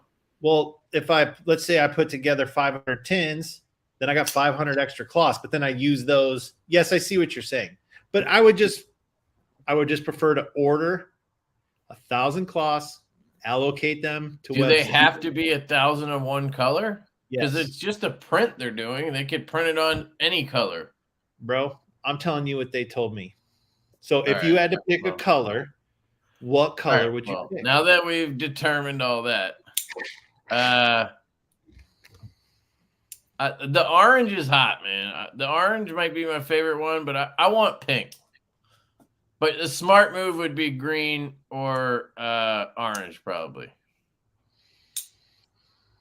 Like, if you're going to try to sell them, you know what I mean, then I would say green or orange. They all work as good as the next, so like that's not an issue. So it's just a colored thing. Of course. Right. Yeah. But like I would want pink, but I'm doubting that most people want pink. So yeah, like blue, red, orange, green, one of those colors is just going to make more sense. And I don't think you're ever going to get an answer on that. No, I just like, everybody's different, you know. When do we have 100 people sitting together, you know? So it's like, I just like to hear what you guys. You'll see that all the colors are green. Hold on, looks good, feels great in the hand. Super set, Lego side, no blade play. It's just easy to fail the reverse flick. Yeah, shaking it out with a snappy wrist flick. I don't know that. Like I can shake out any knife, but it all depends, man. Like I gotta just send me a video and we'll sort it out. But if you're not happy with it, that's the important thing. So if it bothers you, then it bothers me. So just hit me up about it and we'll get it taken care of for you.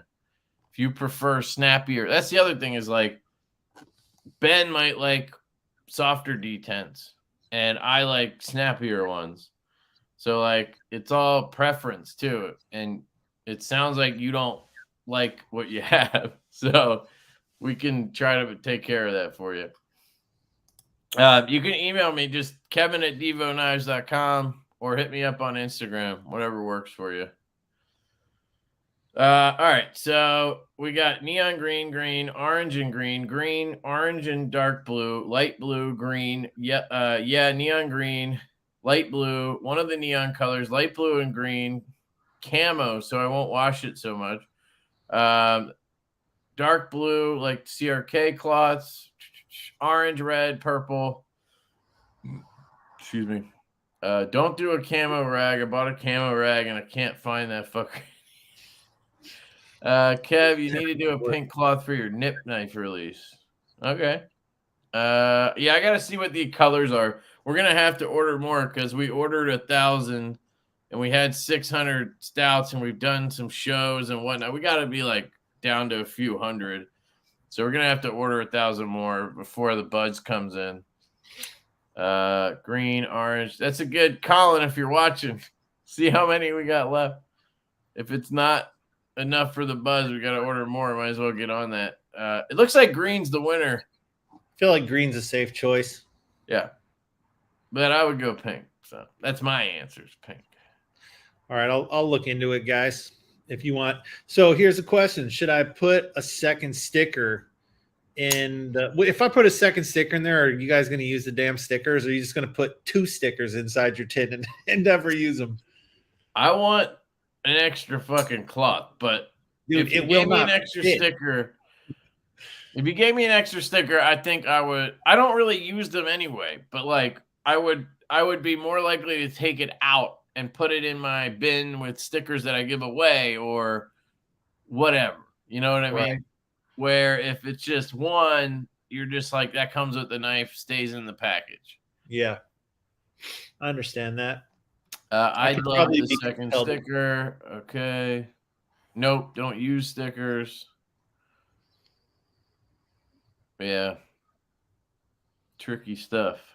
You want to know what Give I it just away. ordered from Amazon? Which I'm sitting there buying this. I'm like, I'm such a nerd. So starting to develop all these stickers, right? And I'm like, I got to have a record of all these stickers. Where am I going to put these stickers? Because I have a workbench, but it's pretty You much bought a sticker book?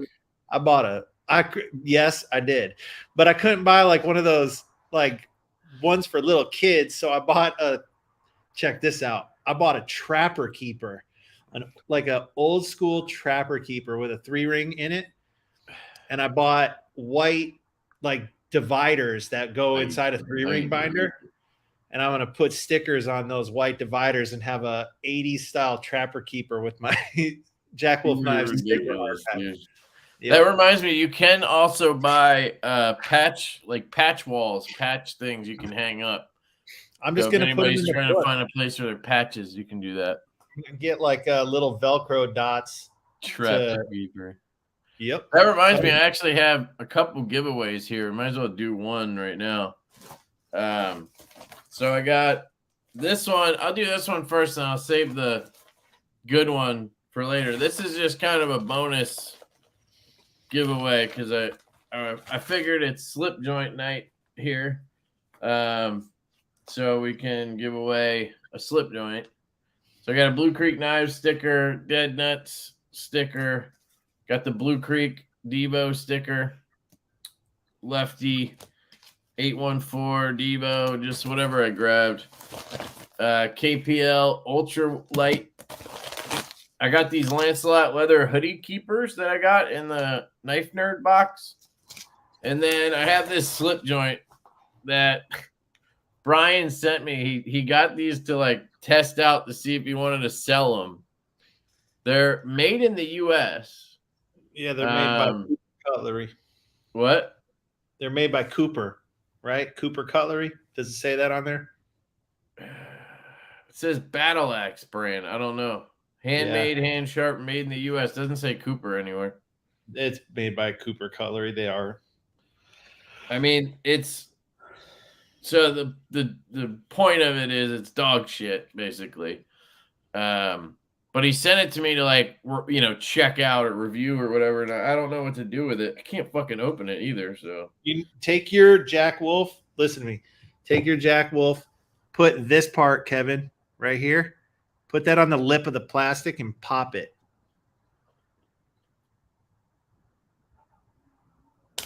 What? You can use it as a tube popper. I don't get it. I don't know where I'm supposed to put this. Show me. Is it a plastic like a GEC? Yeah. Can't you get the? Isn't there like if you around the rim? Oh, like under here? Yeah, like a bottle. Oh cap shit! Yeah. All right. Yeah. Sorry, I'm an idiot. I get it. Probably like 8 people trying to explain that.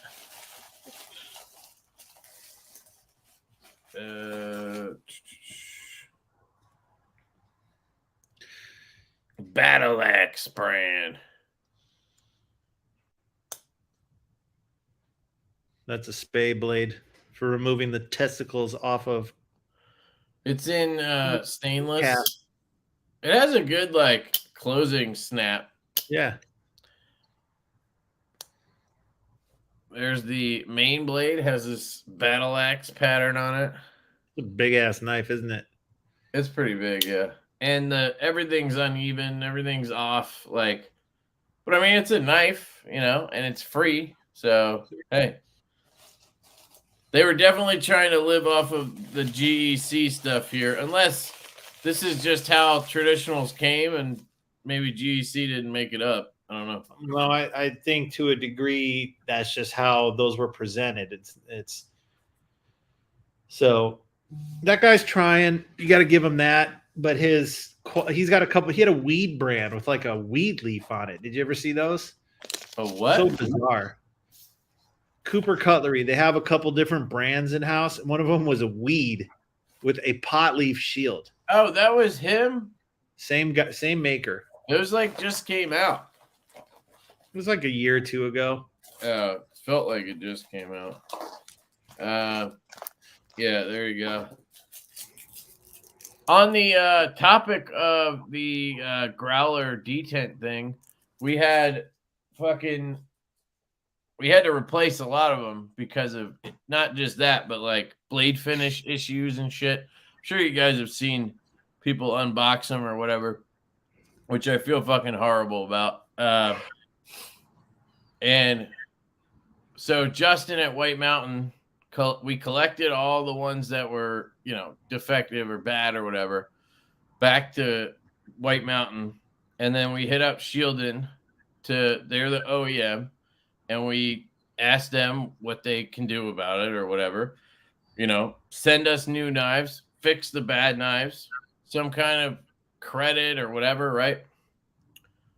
And they basically told us they have enough to make 15 more knives, and then said their QC was good. That's all industry acceptable stuff. Like having the blade finished on one fucking side of the blade is acceptable to them. The fact that a lot of those got out of the factory is fucking insanity to me. Now, like, they're not all bad. Most of them are good. And anybody who had an issue that reached out, we took care of it, replaced it or whatever. I learned a big lesson with this one that I can't trust anybody to do what I should be doing. Like in the case of the mash, Brian assured me he was going to QC check every single knife, and he did, right? And I trust him with that, right? And I've talked to White Mountain, any future exclusives, they will take the time, not do the drop right away. However long it takes them to QC every fucking knife, they will do it. So I'll take that one on the chin. That's my fault for not imposing that, right? Like I asked for it and was told, we can't do that, whatever. And I should have put my foot down. I didn't. So that's on me. But the way they're handling it at Shieldon is fucking dog shit, in my opinion. Allegedly, whatever the fuck I should say. So we won't be using them ever again. And I want to publicly say this because what I think the normal thing to do would be to not say anything and just kind of let it go, move on, don't use them. But I know other people are going to think about it and take my example. So I just want to put it out there. That's my experience, and I'm not happy with it. And we are moving on. We're already working on a V2 with Kubi. It's in the works, whatever. But if anybody wanted, the nitty gritty on that, there you go. So, you find out about doing business with people, not when times are good, but when times are bad. Yeah. That's when you find out who you can trust and work with. It's not when times are good. Mm-hmm. Yeah. And it is what it is. You live and you learn, and but it's very unfortunate. So anyway, so what Justin's doing is any of the ones he has that are like in any way, I guess, sellable or whatever, he's listing them with the issue. I don't know how I feel about that in general, but if somebody knows what the problem is and buys it, then that's fair to me. I don't love having those out there, but I get, the side of it where you want to recoup some of the fucking money that you're losing. He owns them, right? Who? Doesn't he own them? Justin. Yeah, I mean, I guess we both. You could buy him. You could buy him back from him. I'm not doing that. I'm okay. Like a lot of people like buying knives like that because obviously they're discounted. You know what I mean? Yeah, if they're priced according, I understand what you're saying. What you're saying is, I don't like these knives out there. It's got my brand on it, and they're less than perfect. But really, your only option in this circumstances to buy them back from him. But if you're not able to do that, which of course is reasonable to understand, right? It's reasonable to allow him to sell them priced accordingly. And like you have people who tinker with knives that buy those. Like I know a lot of people that do. They look for those listings so they can buy them and fix it up, and then they have a good knife and they paid X. You know what I mean? Just ask Spyderco how many factory seconds they sell at a show. Right. There'll be like a freaking tidal wave of people. But those factory seconds are probably in like they just have a mark or some shit. No. Did you see some of the pictures in the Facebook group? There was like blades that were curved like this. So it just depends on the batch. Yeah. Somebody asked what the issue was. I think most of the ones he has listed are like bad detents, which is fucking just the biggest ironic thing fucking ever. But the D10 Diva. It's a curse that I put on myself. You know, every fucking time we release a knife, I have to like sit there holding my goddamn breath for everybody to like get it and see what they think about the detent, you know? And anybody, like one person out of 300 gets one with a light detent and I'm hearing about it. You know what I mean? Because that's, you know, I'll eat it. That's fine. Yeah, I'm not gonna stop bitching about detents. So, you know, we just deal with more detent issues than most companies. You know what I mean? Yeah. But I'm guessing it's mostly ones that are detent, and then I'm sure he's got some with the blade finish, like the black finish. They literally they sent us ones that had this finish on one fucking side of the knife. Like they tumbled it on one side. I don't know what the fuck they did. There's other ones where it looks like they fucking ran it over with a concrete mixer. Like, and that's acceptable to them, which is fucking scary, you know? I've dealt with other OEMs, like plenty of them at this point, and I've had issues with other ones like QSP.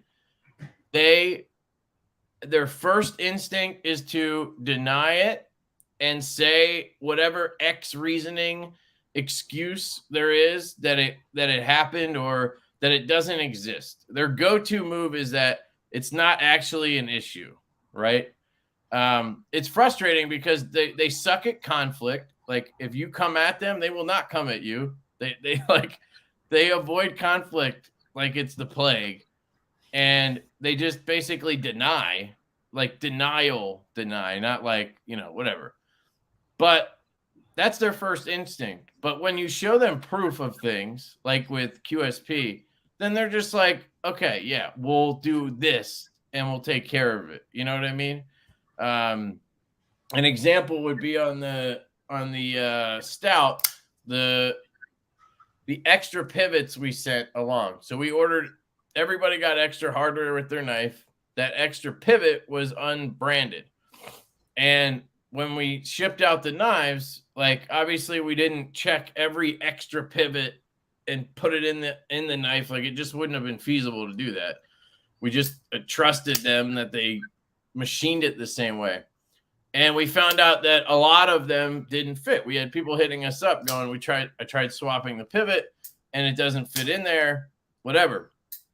So I hit them up and they're like, well, you know, they were machined the same way at the same time or whatever, blah, blah, blah. And I'm like, listen, I've sat here and tested 10 of them back to back and one of them fits. And I have 10 people who tell me they can't fit their unbranded pivot in there. And then they were like, okay, like we're going to make you more. And they sent me more. And anybody who needs one, I send it out. No problem. So like, that's an example of them taking responsibility, and like there's gonna be issues, right? Shit is gonna happen, but it's how we deal with it that is important. And I know I can trust QSP to do shit like that, but when you just tell me, you list however many reasons that the issue isn't an issue and I'm fucking making it up or whatever, that pisses me off. So that's where I'm at. There's my little venting session. And I don't know if you guys know me, like I want to be like I'm very picky, right? And I want to be proud of like what Ben was talking about earlier. Like I want to be proud of the shit that has my fucking name on it, you know? So it's frustrating when something like this happens. But what I will say is it's a learning experience, and I think it's only going to make us better. So Of course. in the Think end, about it. I think it's fine. And like I said, we'll always take care of the issues, but like it'll make things better in the future. So The it is most what it is. important thing is that you learn from the experience, right? And Yeah. you've already said what you learned was you need to be clear and concise about what needs to be done. If you're relying on a third party, make sure they completely understand. Yeah. Otherwise, you do it yourself. And That's the hard part with the OEM thing, you know, because it's a third party. You don't have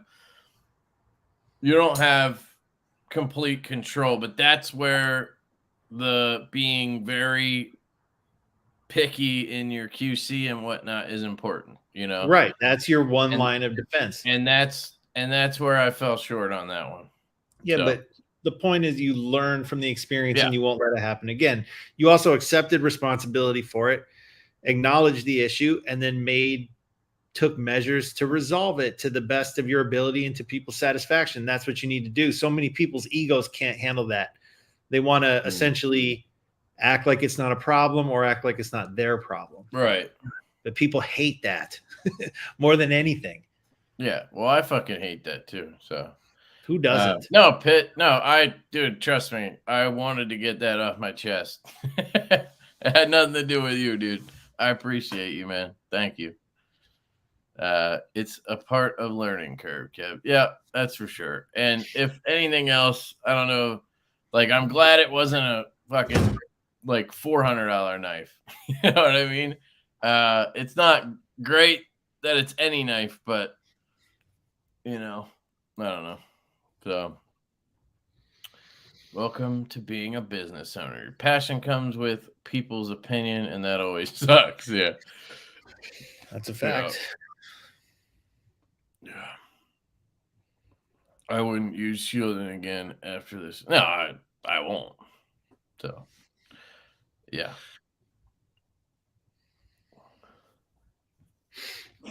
Yeah, you could try. I don't know if you tried cleaning the tang. They oiled the piss out of those. See that? All right, I didn't do the giveaway. Sorry, I went into a fucking tangent. StreamYard giveaway.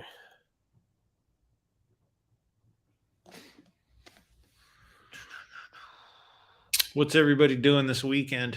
You guys got any cool plans? What am I doing this weekend, babe? What am I doing? Taking Rex to see Puss in Boots. Oh, I'm taking my son to see Puss in Boots. I'm so glad you finished this. What is it? What was it called? Battle Axe? I'll just go with Battle Axe. You know what? I'll do hashtag battle. Just keep it simple. If you want to win this and the KPL and the stickers, hashtag battle. Yeah, dude. I didn't know there was a series about Puss in Boots. I thought he was just a character from Shrek, but no, dude, there was a movie first. Yeah. With Antonio Banderas doing the voice. It's actually pretty funny. It's like one of the better. Yeah, but that came after Shrek, right? I don't think so. No. I could be wrong. I don't know. But I've been into Dr. Seuss because I read to my kid every night, and like those are the most entertaining for me. And Yeah, I'm like, I can't fucking read the same book every night. Like I just hate that shit. So I've been buying Dr. Seuss books like it's my job. I spent $100 tonight on Dr. Seuss. Buy some Shel Silverstein books. Yeah, I want to get those a little bit. She's 2.5. I don't think. Yeah. I don't Get the think missing piece. That's like my favorite one. The one I always liked was the sidewalk one. Where the sidewalk ends. Yeah, it's like a one. collection of stories, isn't it? Or poems. Yeah. Get the missing piece, dude. Any little kid can appreciate that book. Yeah. Yeah, we ordered more, Scott. 400 more. Well, we're ordering. Brian's supposed to send the wire tomorrow. We're gonna do a configuration like this. That'll be black tie with satin blade and satin hardware. So this knife, ooh, that detent's crispy. This knife up here with this configuration, basically, except satin, not bead blast. Fuck you, camera. Seriously. And then we're gonna do basically this configuration, but it's gonna be blue anodized scale instead of bead blast tie. So you'll have black with satin, basically a tux, and then you'll have a blue with black wash. And then we are ordering some extra hardware kits. We asked for Zircuti backspacers, but they couldn't do it. They couldn't get the supply. So we ended up doing matching backspacers to the kit. So we ordered green, purple, and blue anodized hardware kits, and then backspacers to match. And we ordered like 20 of each or something like that, and we'll sell those separately for anybody who wants to like pimp out their mash or whatever. So those are kind of the options. And we ordered 400. Hopefully, if they sell quickly, then we'll order more again. And we're working on another version of it. So we're working on a button lock version. Ironically, fucking lock face gate over here or whatever. Spine whack gate. Man. Sorry, I got totally thrown off with that whole tangent I went on. I might have overshared a little bit. But don't you feel good now? Yeah. But fuck them. So, all right, here we go. I'm going to click the button. Who's going to win the Battle Axe brand slip joint? And I got another giveaway with a more legit knife. Charles Davis. Congrats, yeah. Charles. You have the most normal name in this group right now, I think. My name's pretty normal, dude. Yeah, that's true. I'm going to put my email in here, Charles. You can email me and shoot me your address, and I will get it out to you. Does the tux version of the mash match the tux version of the butt? Yeah, it's going to be the same. Black tie. Well, it won't be black washed tie. It'll just be black tie. But yeah, black handle, satin hardware, satin blade. And we are doing some CQI. So for, I think we talked about it last week, but congrats, Charles, by the way. Definitely hit me up with your address. I saw you there. Cool. There he is. Awesome. First win. Sick, dude. Awesome. So I'll hit on the CQI real quick. CQI is a Spyderco term, I think. I don't know if they made it up, but it's constant quality improvement. And I figured we're doing another run. It doesn't mean we have to just do another run without improvements, because I do have some things I would like to improve on this. So what we're going to do is we're going to make the jimping a little more aggressive up here. It's good, but I'd like it to catch a little bit better. The plunge grind. So this grind right here that you see is going to kind of swoop up right to this corner here. So it's going to go up to here instead of coming out to here. And, it's kind of more like this. Not quite, but more like the Evo grind. Which, fuck, that looks badass. So I'm cool with that. The reason for that is I noticed the knife is dead centered, but when you look at the spine, it's not. So the blade is dead down the center. It might be the angle. Yeah, it's dead center. But you can see the spine kind of looks like it's off to this side, when you look up like right here, this is one of those things that I'm just anal about. Most people just look at the tip and go, yeah, it's centered, you know. But I brought that up to Kubi, and they said it has something to do with the this grind right here, the plunge grind up here, and that's why they're going to bring it up to here, and that's going to center everything. I don't know. That's their kind of engineering side of things. We're doing that. They're going to look into tightening the fit between the liner and the scale, because if you have one, you might notice it has a little bit of like a sort of like a tingy sound. You hear that? And they think that comes from the tolerance between the liner and the titanium. So they're going to try to tighten that up to give it a little more like normal sound, I guess. I don't know. Some people really like the sound. I don't personally.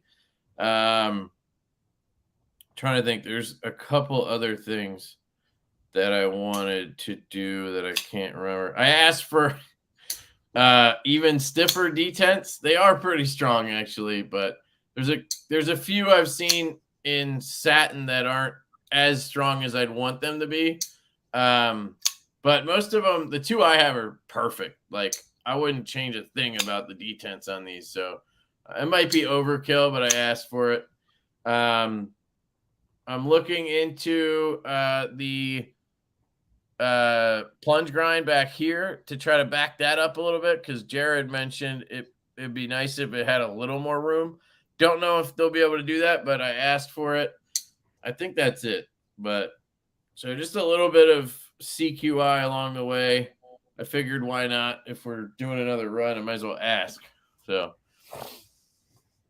detent on my mash is chef's kiss. Yeah, I fucking love it. Optical thing. No, it's not optical. It's a thing. Like if you had one, and hopefully I'm not ruining it for anybody, but you'll see even with the tip dead centered up here, it might not be. Like it'll vary from knife to knife, but they're going to be a little more consistent with that, and a lot of it has to do with coming up here with the grind. I think that's also going to thin out the grind a little bit out to the tip. Right now, it's like really thick out to the tip, which is good, but also I think it could be a little thinner. I don't know. So that's me being super nitpicky, but that's kind of my job. So just trying to make it better. I want a detent that feels like doing a pull-up. My mash detent is tits. Yeah, I think more than... So the reason I asked for stronger, I think it's less to do with that it actually needs to be stronger and more to do with consistency, if that makes sense. I think their window needs to shrink a little bit, and I'd rather push the higher end up so that the lower end is in a stronger area. Does that make sense? Like when you get a run of production knives with detents, they're gonna vary. It's just how it goes. From QSP to the shielding growler to the Kubi mash, like no matter what you do, even Riot, like I've had 4 GOMs. They're all different in detent, going from medium to stiff, right? So there's going to be a range, but if I can take that range from medium to strong and push it to strong to stronger, that's where I want to be, if that makes sense. All right.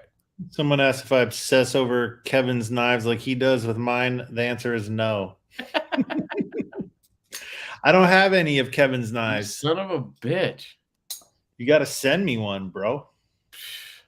I really, are you going to start a YouTube channel? I'm just kidding. Save it for a customer. I'm just like you at this point. I can safely say I'm drowning in knives. Like I've got knives everywhere.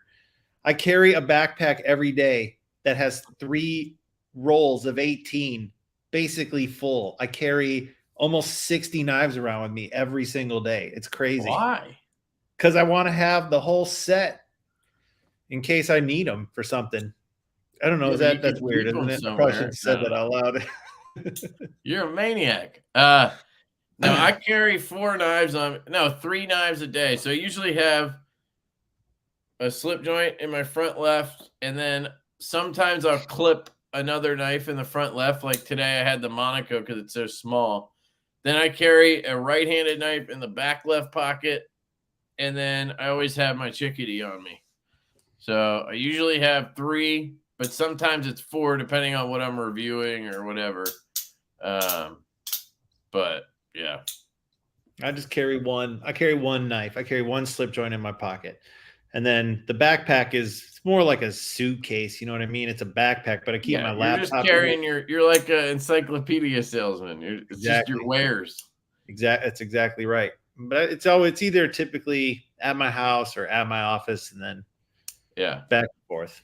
Yeah, that's exactly how the variant is. I agree. Somebody asked about doing more bolster lock knives. So we do have a stout version 2 in the works with Best Tech right now. Prototypes are in the works. And then we have the Lush with Concept. Prototypes are being made of those as well. I think that's it for bolster locks. But we have those 2. And I actually just got email from Kunwu randomly. They finished the updated stout prototypes. So they did initial prototypes when QSP did, and we asked for a bunch of updates, and it took them till now, but they actually completed them, and they're in Vanex, and they have titanium inlays. It's kind of interesting. So I don't know what to do with that, but first I got to get them and see how good they are and everything. So Rocky Cordova said he's pulling the trigger on a Jack Wolf, can't decide which one. He's thinking the Cyborg. Rocky, are you looking for carbon fiber or micarta? Because that's going to dictate what's available to you. There's like 3 or 4 more, I think 3 Toxic Storm Cyborgs at Cutlery Shop. And I'm just amazed they're still sitting there because those look really good. What am I, chopped liver, Brandon? What the fuck? He mentioned us both first. He said, hey, look at these 2 beautiful bitches. Oh, okay. But yes, you are chopped liver. Ah, okay. There we go. All right. That's better. Note to self, ask Ben for a pocket check unless you have an hour of free time. Don't ask. That's funny. My pocket check's usually kind of boring, in all honesty. Yeah. The fact that you give a shit about the customer and the quality of your product will become known to your customers. That will give you the success you want. Your passion for knives shows. Thanks, dude. Appreciate that. I think that's something Ben and I have in common. I think if you watch my I did a knife ramble. I think I posted it yesterday saying, support the community or whatever, something, support each other or whatever. The people I'm talking about in that video that's the common thread. Like the dudes like us that are starting brands that were in the, that are collectors or in the hobby before, like, I don't know. I was talking in that, like, a lot of people think it's like a money grab situation. It's like, that's the last fucking thing that this is. Like, of course we want to be able to make a living and whatever, but like, you want to turn your passion into a job, I don't know how to explain it better, but it's not like, and I think I said in that video, like, there's a lot of people who question the price on your knives. And it's like, dude, the dealers are probably making more than you are on the knives. They make more dollars than me for sure. They're priced at the minimum I can price them to make the project work, not the most amount of money I can take out of someone's pocket. That's just the bottom line. Without this price, it doesn't exist. So I don't know what else to say about it, Right. That's the thing with it is like, I don't know. People just assume that you're like, okay, what do I need to make to have this be a sustainable business? X. All right, let me add $100. Like, nobody fucking does that. No. Some people might do that, but I think it's relatively rare that people do that. You know what I mean? Like, even like James Brand, people hate on their pricing. Me personally hate on their pricing. $650 for an integral, whatever it is, from Riyadh. But like, their business strategy is to spend an ass load of money on marketing and graphic and all that shit. So their prices go up because they have to sell things at that price to make the business work. So like, yeah, the price is high, but it doesn't mean that they're like running to the bank and driving Ferraris and shit. Like it's, it's I don't know. It's just annoying when I hear that from people because it's like, no, nobody's doing that. Like we're just trying to make it work. You got to make enough money to make it work. I'm struggling with it with like our knives that are coming up. Like we have to charge more money and I just don't, like I'm afraid to do the Stout V2 is going to have to be at least $350, I'll tell you right now, I've been hearing. I'm like scared. I just don't want to do that, but I have to. Like that's you have the to only be way to make it disciplined. worth it. You got to be disciplined and charge. You got to charge the right amount. Now, whether people pay or not is a different story. But if they like the product and they want to support the brand, presumably they'll pay. And if they don't, you got to go back to the drawing board. But you can't even win the race if you cut your legs off. Right. And if you want to have another project and another project, then you can't. Like that's how businesses go out of business. Right. They don't understand their costs. They undercharge. Like you can't do that. I mean, it makes sense to cut it close in the beginning. And that's kind of what we were doing with the first few. We were trying to just make it enough that we can keep things going, but not more than that. But like we realized quickly we didn't charge enough. Like after shipping all the packages and having like what you do in your brain when you first do this, especially if you're not a business person, is you go, okay, I'm being charged X for this knife. So let me add X to it margin wise. That makes sense. Like common business margin, whatever. And I'll charge that. But at the end of the line, you went to blade shows to show it off. You bought packaging. You bought the microfibers that, you bought stickers. You bought, you're paying for a website and all this shit that you're doing, not to even mention your fucking time, right? And then you get to the end of the line and you start selling to dealers and you're like, fuck, I didn't even account for that. And so like, it just is what it is. And these days with this market or this economy, it's going to cost more. Like, but that's the thing is because of inflation and because it's, business and whatever, it's always going to be a topic price. It'll never be like, okay, now we're good. So I'll tell you a funny story. I was talking to a friend. He's really business savvy. He's really intelligent. And he was asking me about the business and he's like, how's it going? I said, it's going extremely well. Exceeded my expectations as good as I could ever hope. Right. He's like, well, what trouble do you have? I said, really, the only thing I ever hear about of any frequency is people complain about the price. He's like, there's an old saying in business. He's like, if no one's complaining about the price, then you're not charging enough. Right. And it made me like stop and think for a second. And I'm like, that's probably got some truth to it. Not to say that you should be greedy and charge as much as you can, but like if no one is saying, oh, this is too expensive, then you're probably not charging enough. Because there's, like you said, there's always going to be a contingency of people who have an unrealistic expectation about what things cost, and therefore they'll complain. And if nobody's complaining, you probably didn't price your products correctly. Right.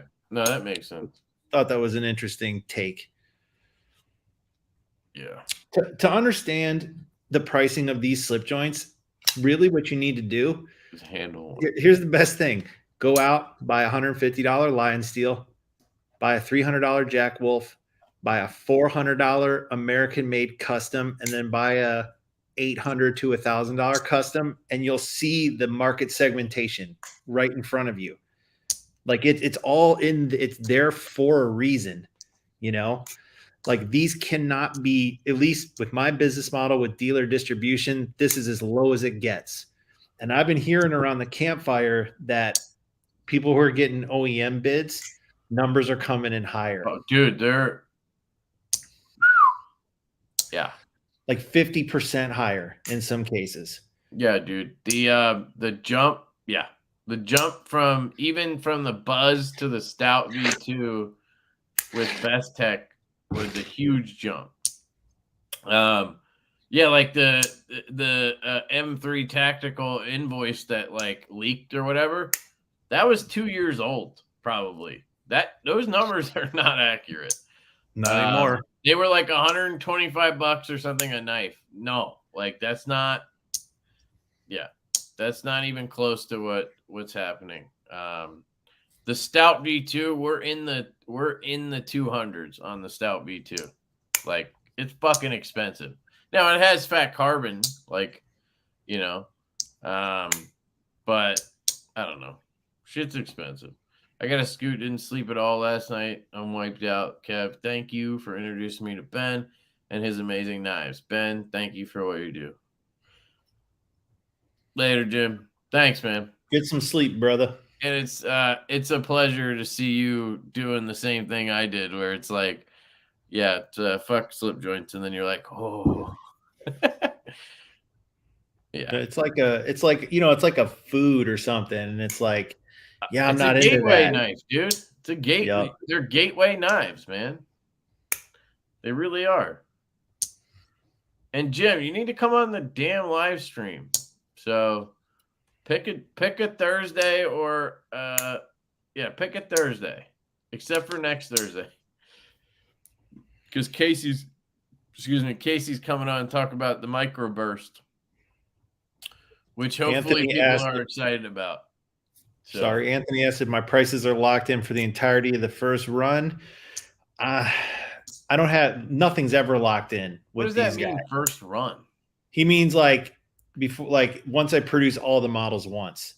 So here's a question: didn't the S90V cost you? Did it cost you less or more? Because actually, come to think of it, I just told you we're doing the Kubi one, the nip with Kubi, and they actually quoted us less for S90V than 20CV. It was $5 less a knife to do S90 over 20CV. Isn't that that seems weird to me. Yeah, no, it was pretty close, but I paid a small premium. I just didn't pass it on. Okay. I would assume that it costs more, but maybe M390 is different. Like over there, they probably can get M390 a lot easier than 20CV, and maybe that's why. It depends on how much they bought at the time and what price they were in it. Yeah, maybe they have a bunch of S90 laying around that nobody's asked for lately, because I haven't seen it on shit. It's possible. I mean, there's been a couple, like the Brian Nadeau Apex, the pretty sure the new Field Duty 3.5 is in S90. There's some stuff, but it's way less used than M390. And fun fact, I asked Transparent Knives about the HRC on S90V, which, by the way, have you said what it is on the S90? 61. That's fucking money, dude. So that's what he said was 61 is like optimal. And, well, he was saying like production-wise, you know what I mean? Like, obviously, if you're doing a custom heat treat, you'd probably want like, whatever, 62, 63, whatever. But he said 61 is optimal, and he would take 60 in a heartbeat for S90. So 61 sounds fucking money, dude. I have high hopes for this. And I think, this is a sweet spot for me. This is going to be the new normal. So the next one is in S90V? Yeah. So you you already decided that months ago. Correct. So what made you decide to switch other than people wanted something different? It's pretty much it. I don't have. I figured it would be one knife, not like, boom, I'm switching. Well, I buy 3 months worth of stuff at a time. Okay. So it's going to at least 3 in a row. The next 2 will at least have S90. Correct. That's how you did it. Correct. And so when people start talking about marginal differences in performance, it kind of gets lost on me. It's like we're talking about theory. Most people realistically will never notice the difference between several of these super steels. We can talk about it about this too at some point. Sorry. Go ahead. So, but when I started to hear people say, "Hey, man, we've you, got Rocky. a lot of M390, right? Like I'd love to have a different steel in my collection." Right. I was like, that I can relate to. I don't relate as much to the practical realization saying. of the performance differences. But if you guys just are like, dude, we already got a lot of M390, sell me something different. It's like, all right. So what is another good choice? And then I started doing the research because I'm not a steel nerd, dude. I got a lot of 1095 and CPM 154, right, in my collection. And then I start reading about S90V. I'm like, dude, that's the one. Like, that's the edge retention American steel. Like, that'd be a great fit. Right. So I wanted to ask about this because I was thinking it would be fucking cool if you did a monthly box of some sort. I don't know how that would work because you'd probably be pulling away sales from your dealers, and that's kind of how you do things. But a monthly Jack Wolf box would be the shit. Like, would you let a dealer do it? Or like, I don't know. I just think the concept sounds cool. I would certainly have to think about it. My head immediately floods with like 1,000 ideas. Right. It would, I don't know. Could I have them bust me off like where it comes down to being confusing is what handle material is going to be in that box. If there's 5 choices, what's in the box? Well, it would be, I suppose it would be random. No one wants that. No one wants random. Dude, did you see what happened in the DLT mystery boxes? No mystery boxes. Well, yeah, but the knife's all I'm saying is people want their expectations met. That's what's important. So it's like you always inside your head hope for which color's in the box. Like, I'm not doing that. I do not the same happening. thing. Yeah. So you'd have to make it where they can select. They'd have to be able to select. See, that would be fun, dude. Every month you get to log in and choose your version and shit. Like, that would be an experience, man. And then that's a way where you can include other shit that's like extra for those people for being part of the wolf pack. There you go. It's a super interesting proposition. I will think about it. If there was like a club where, but it's like, if you can cancel any time, it's a lot of extra work for me, right? Yeah, but no, so what you do is you have to limit it to like not a certain number of spots, but a certain sign up. So like you sign up for 3 months at a time, say, because you pay 3 months at a time. So maybe you do that. So you sign up. You don't like, you could make it where they get charged right away or they get charged over 3 months, but it's a 3-month window. And that way you can lock in that number of people. So like, I can't just go to your website and join anytime I want and then expect the box to show up that like month. The quarter one, like 4 quarters. So like quarter 1, let's say it starts April. Quarter 2, you would make a 50% deposit and you'd be locked in for April, May, June.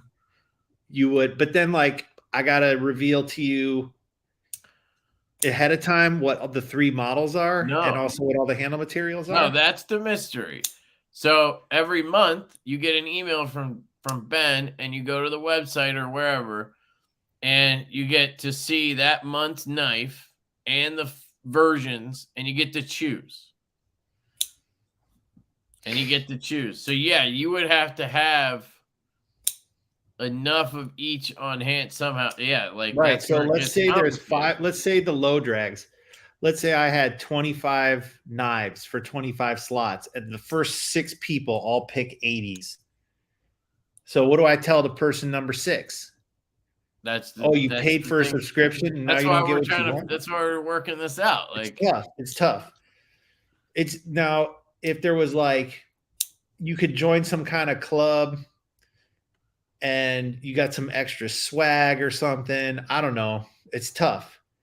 I also let me change the subject real quick because you were bugging me about a branded case for collectors. Yeah. Well, I can do something like that with Nail Pack. Yeah. Like he can brand the foam and That's everything. That's what I was saying, because you met the guy or whatever. No, that was somebody else who met him. But No, he's the camo carbon block. guy. It's a rock and blocks guy. Oh, I thought he was Andy. the camo carbon guy.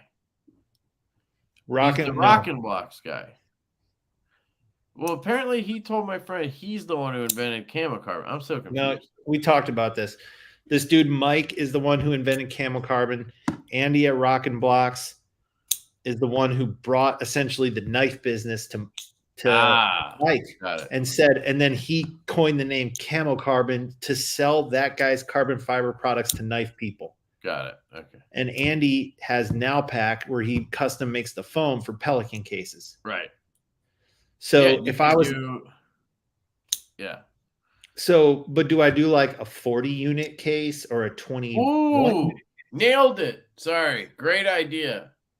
One special edition scale pattern for the box. Well, that's what I was going to suggest. So let's say I got, there's a production run and I say to them, make me 50 extra pieces in special material A. Yeah. Right now, people are going to get that. What, and again, do they like it or not? Well, like, they could trade then, because they got the special one. It'll be popular. People would want it. But that's part of being in the club. Like, it's gonna make that version cool no matter what. You know what I mean?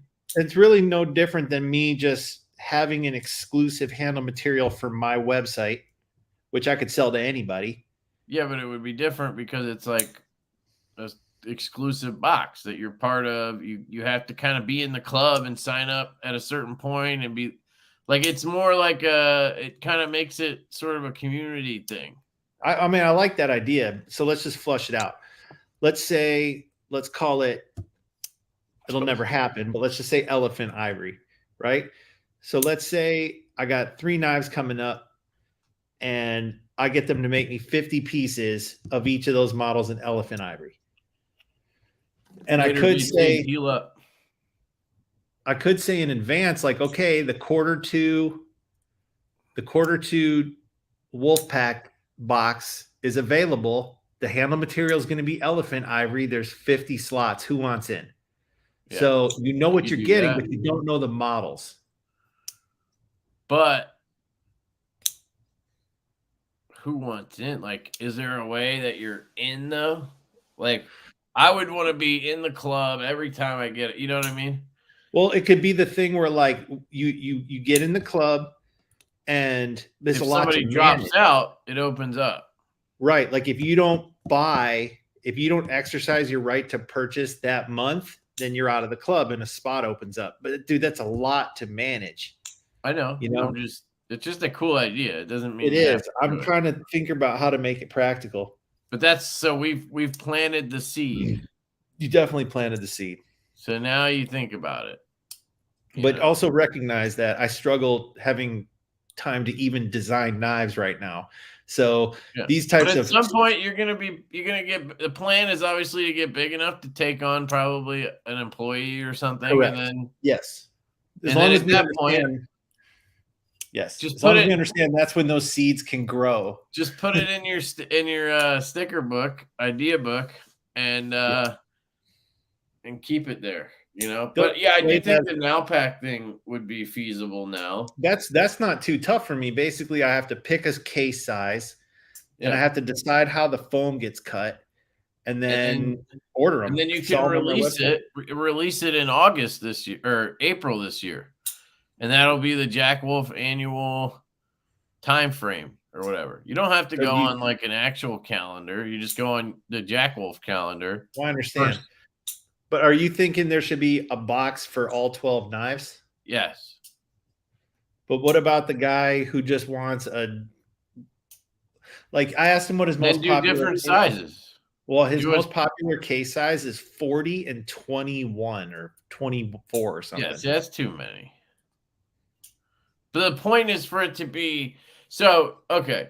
So you have option A where the point is it's like annual, like I want it where I have Jack Wolf annual #1 box, right? Or case. I got all 12 in there from the first year of Jack Wolf knives. And I got that stored away. And then I start on case 2. Or you get it at the end of the year, whatever, right? That's option A. Option 2 is, or B is where you just have a Jack Wolf branded like case. Doesn't mean you have to put Jack Wolfs in there. Doesn't mean it's specifically for a certain amount of months. Like you just have a 20 knife case made by Jack or designed by Jack Wolf. I want A or 1. I get what you're saying though. You could do both, but like that's a lot of stuff that we're throwing at you here. The case thing is easier for me to execute. I just have to design a case and order it and sell it. Right.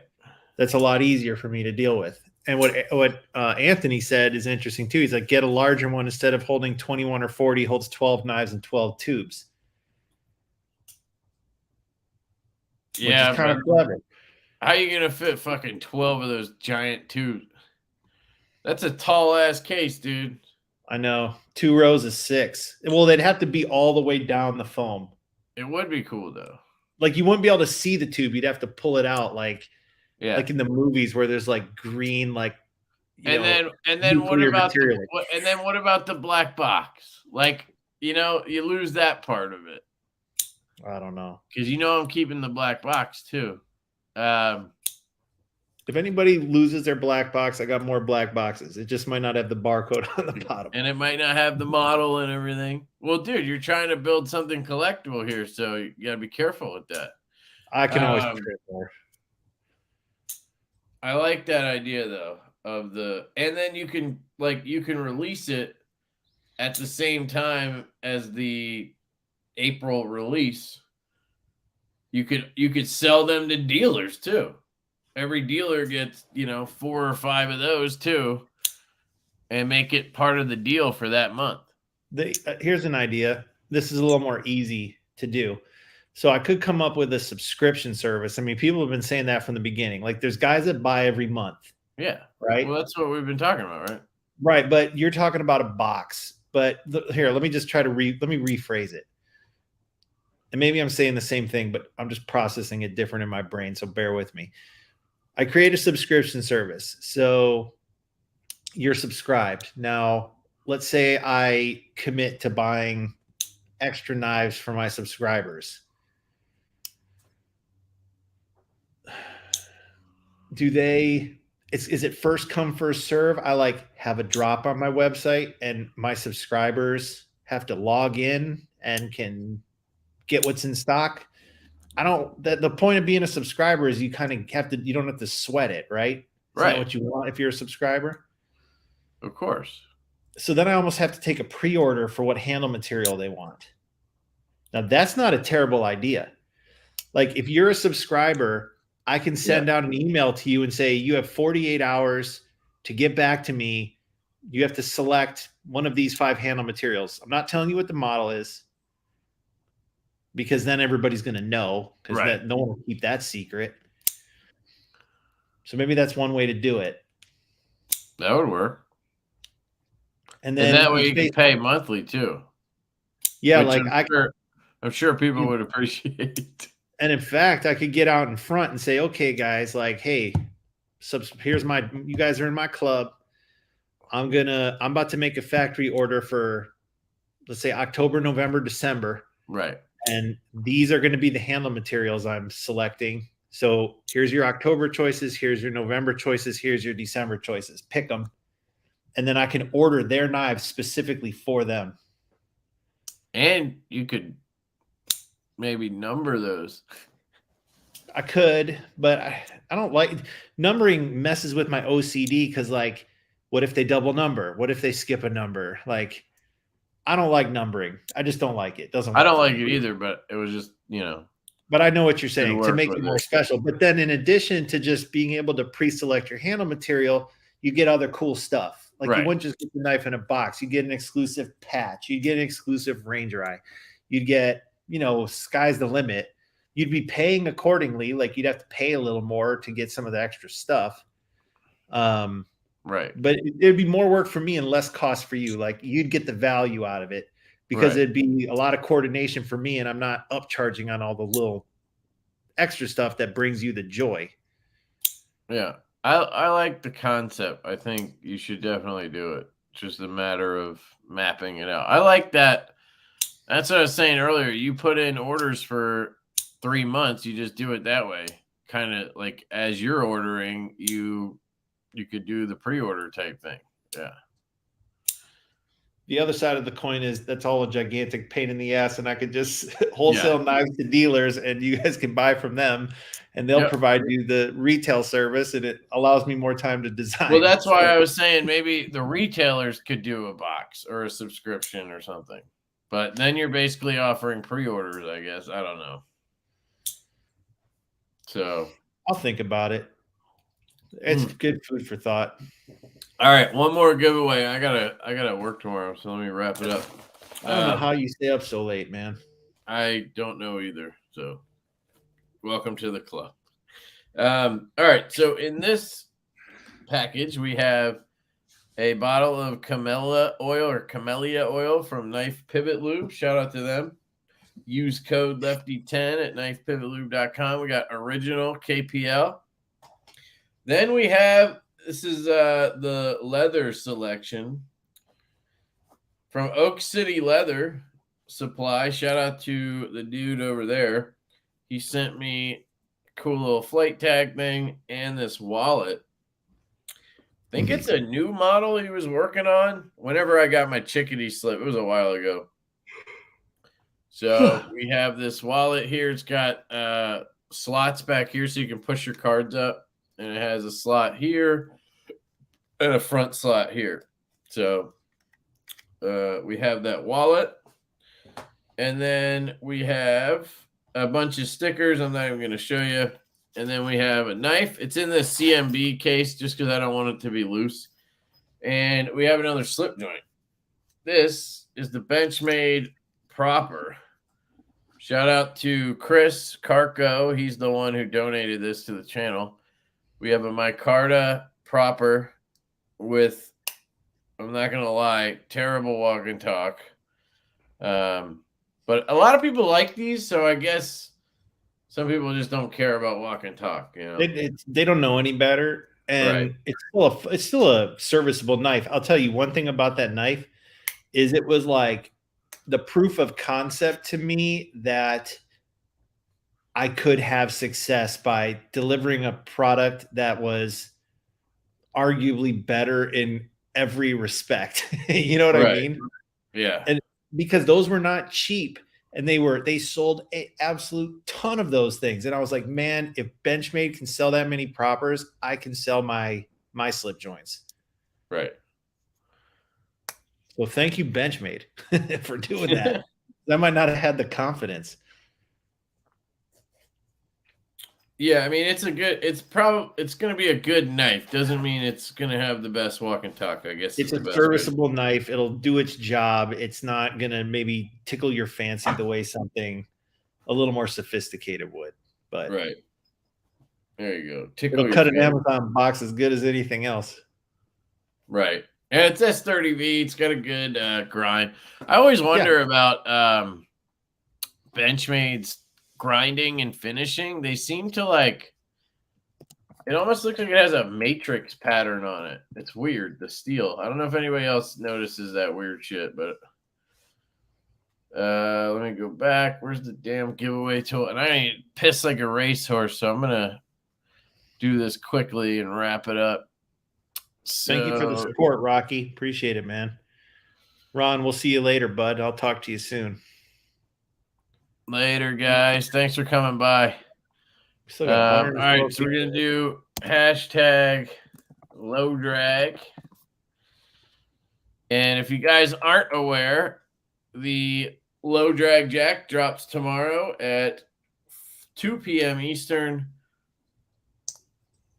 And it's fantastic. It really is. I don't know, man. It's just weird. Like, still haven't missed for me. Trying not to miss. Trying really hard not to miss. The closest you got for me was the Benny's clip. That one just doesn't. That one's not like up my alley. It's still a good fucking knife, and it's extremely well made and all that. It's definitely a favorite for a lot of people. Yeah, it is. It's the Arctic one, I feel, and the Toxic one are favorites for a lot of people. I think it's like the size for me for a slip joint. I kind of want it to be small. That's why I love like this. I love the Little Bro, which I'll publicly thank you for sending me that Little Bro, dude. That was an awesome gesture. I appreciate that. I don't have any left, everybody, so don't ask. I was waiting for the right person to send one to, and then I saw your video where you were like really honest, like, man, I really wish I had one of these. Like, shit, I really wish I had one. I'm like, I know where it's going now. Yeah, dude, that was bugging me. Just fucking wanted to like every time I saw somebody with one, I was like, motherfucker. Like, but don't worry, guys, and I've said this publicly in a lot of places, but mid 2023, it's back. Yeah, and I'll definitely get another one then because I'm sure it's gonna have different materials. It's not coming back the same way, right? Why would I tell you that? Well, just because you're not. There's no way you're doing that based off of recent events with my Carta and Fat Carpet. It wouldn't be all the same, but the question is, will there be the the copper, and that's the mystery. There has to be mystery and intrigue. Yeah, you're good at that. I tell everybody my secrets because I fucking can't keep them, and I get excited about shit. Like as soon as there's an inkling of a model, I'm telling people about it. Like, listen, bro, just keep one ace in your sleeve. That's it. Just at least one. Nope, can't do it. I like getting the public opinion and getting suggestions. That's kind of, I'm the same way, but it doesn't mean you got to show all your cards. Well, I'm a card shower, dude. I'm the most transparent guy you're probably gonna find. All right, here we go. If we hit 70, I'll hit draw. So somebody enter. Somebody enter. There we go. Boom. Got it. There we go. Excuse me. Ew. Ditch Dr. Gamer. Sick. Congrats, dude. Well done, my friend. 88@gmail.com. But yeah, I got basically the same exact laptop. Like it fits all the same cases and everything. Like it looks identical. All it is it has the M2 chip now. So we'll see how much better it actually is. But yeah. I was thinking about getting the bigger one, but then I'm just like, do I need a fucking giant laptop? Like I just don't. I guess it's not even that big, 15, but like it's not that the size, it's heavier. Yeah. It's sure. Not but it's light. got way more RAM and all that shit. I got the beast, bro. And I plan to have that. My last one lasted almost 10 years. My last Apple laptop. Yeah. I'm sure so I hope this one.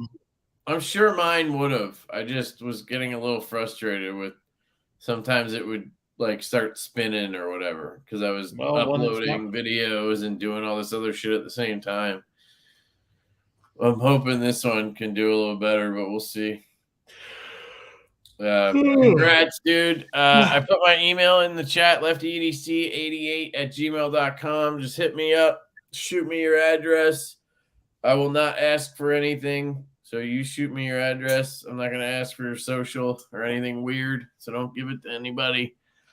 And yeah, I really got to take a piss. So Ben, anything you want to say before we wrap it? Thanks, everyone. Appreciate you. If you grab a low drag tomorrow, post a picture, tag my Instagram account with it, and I'll throw it in my stories.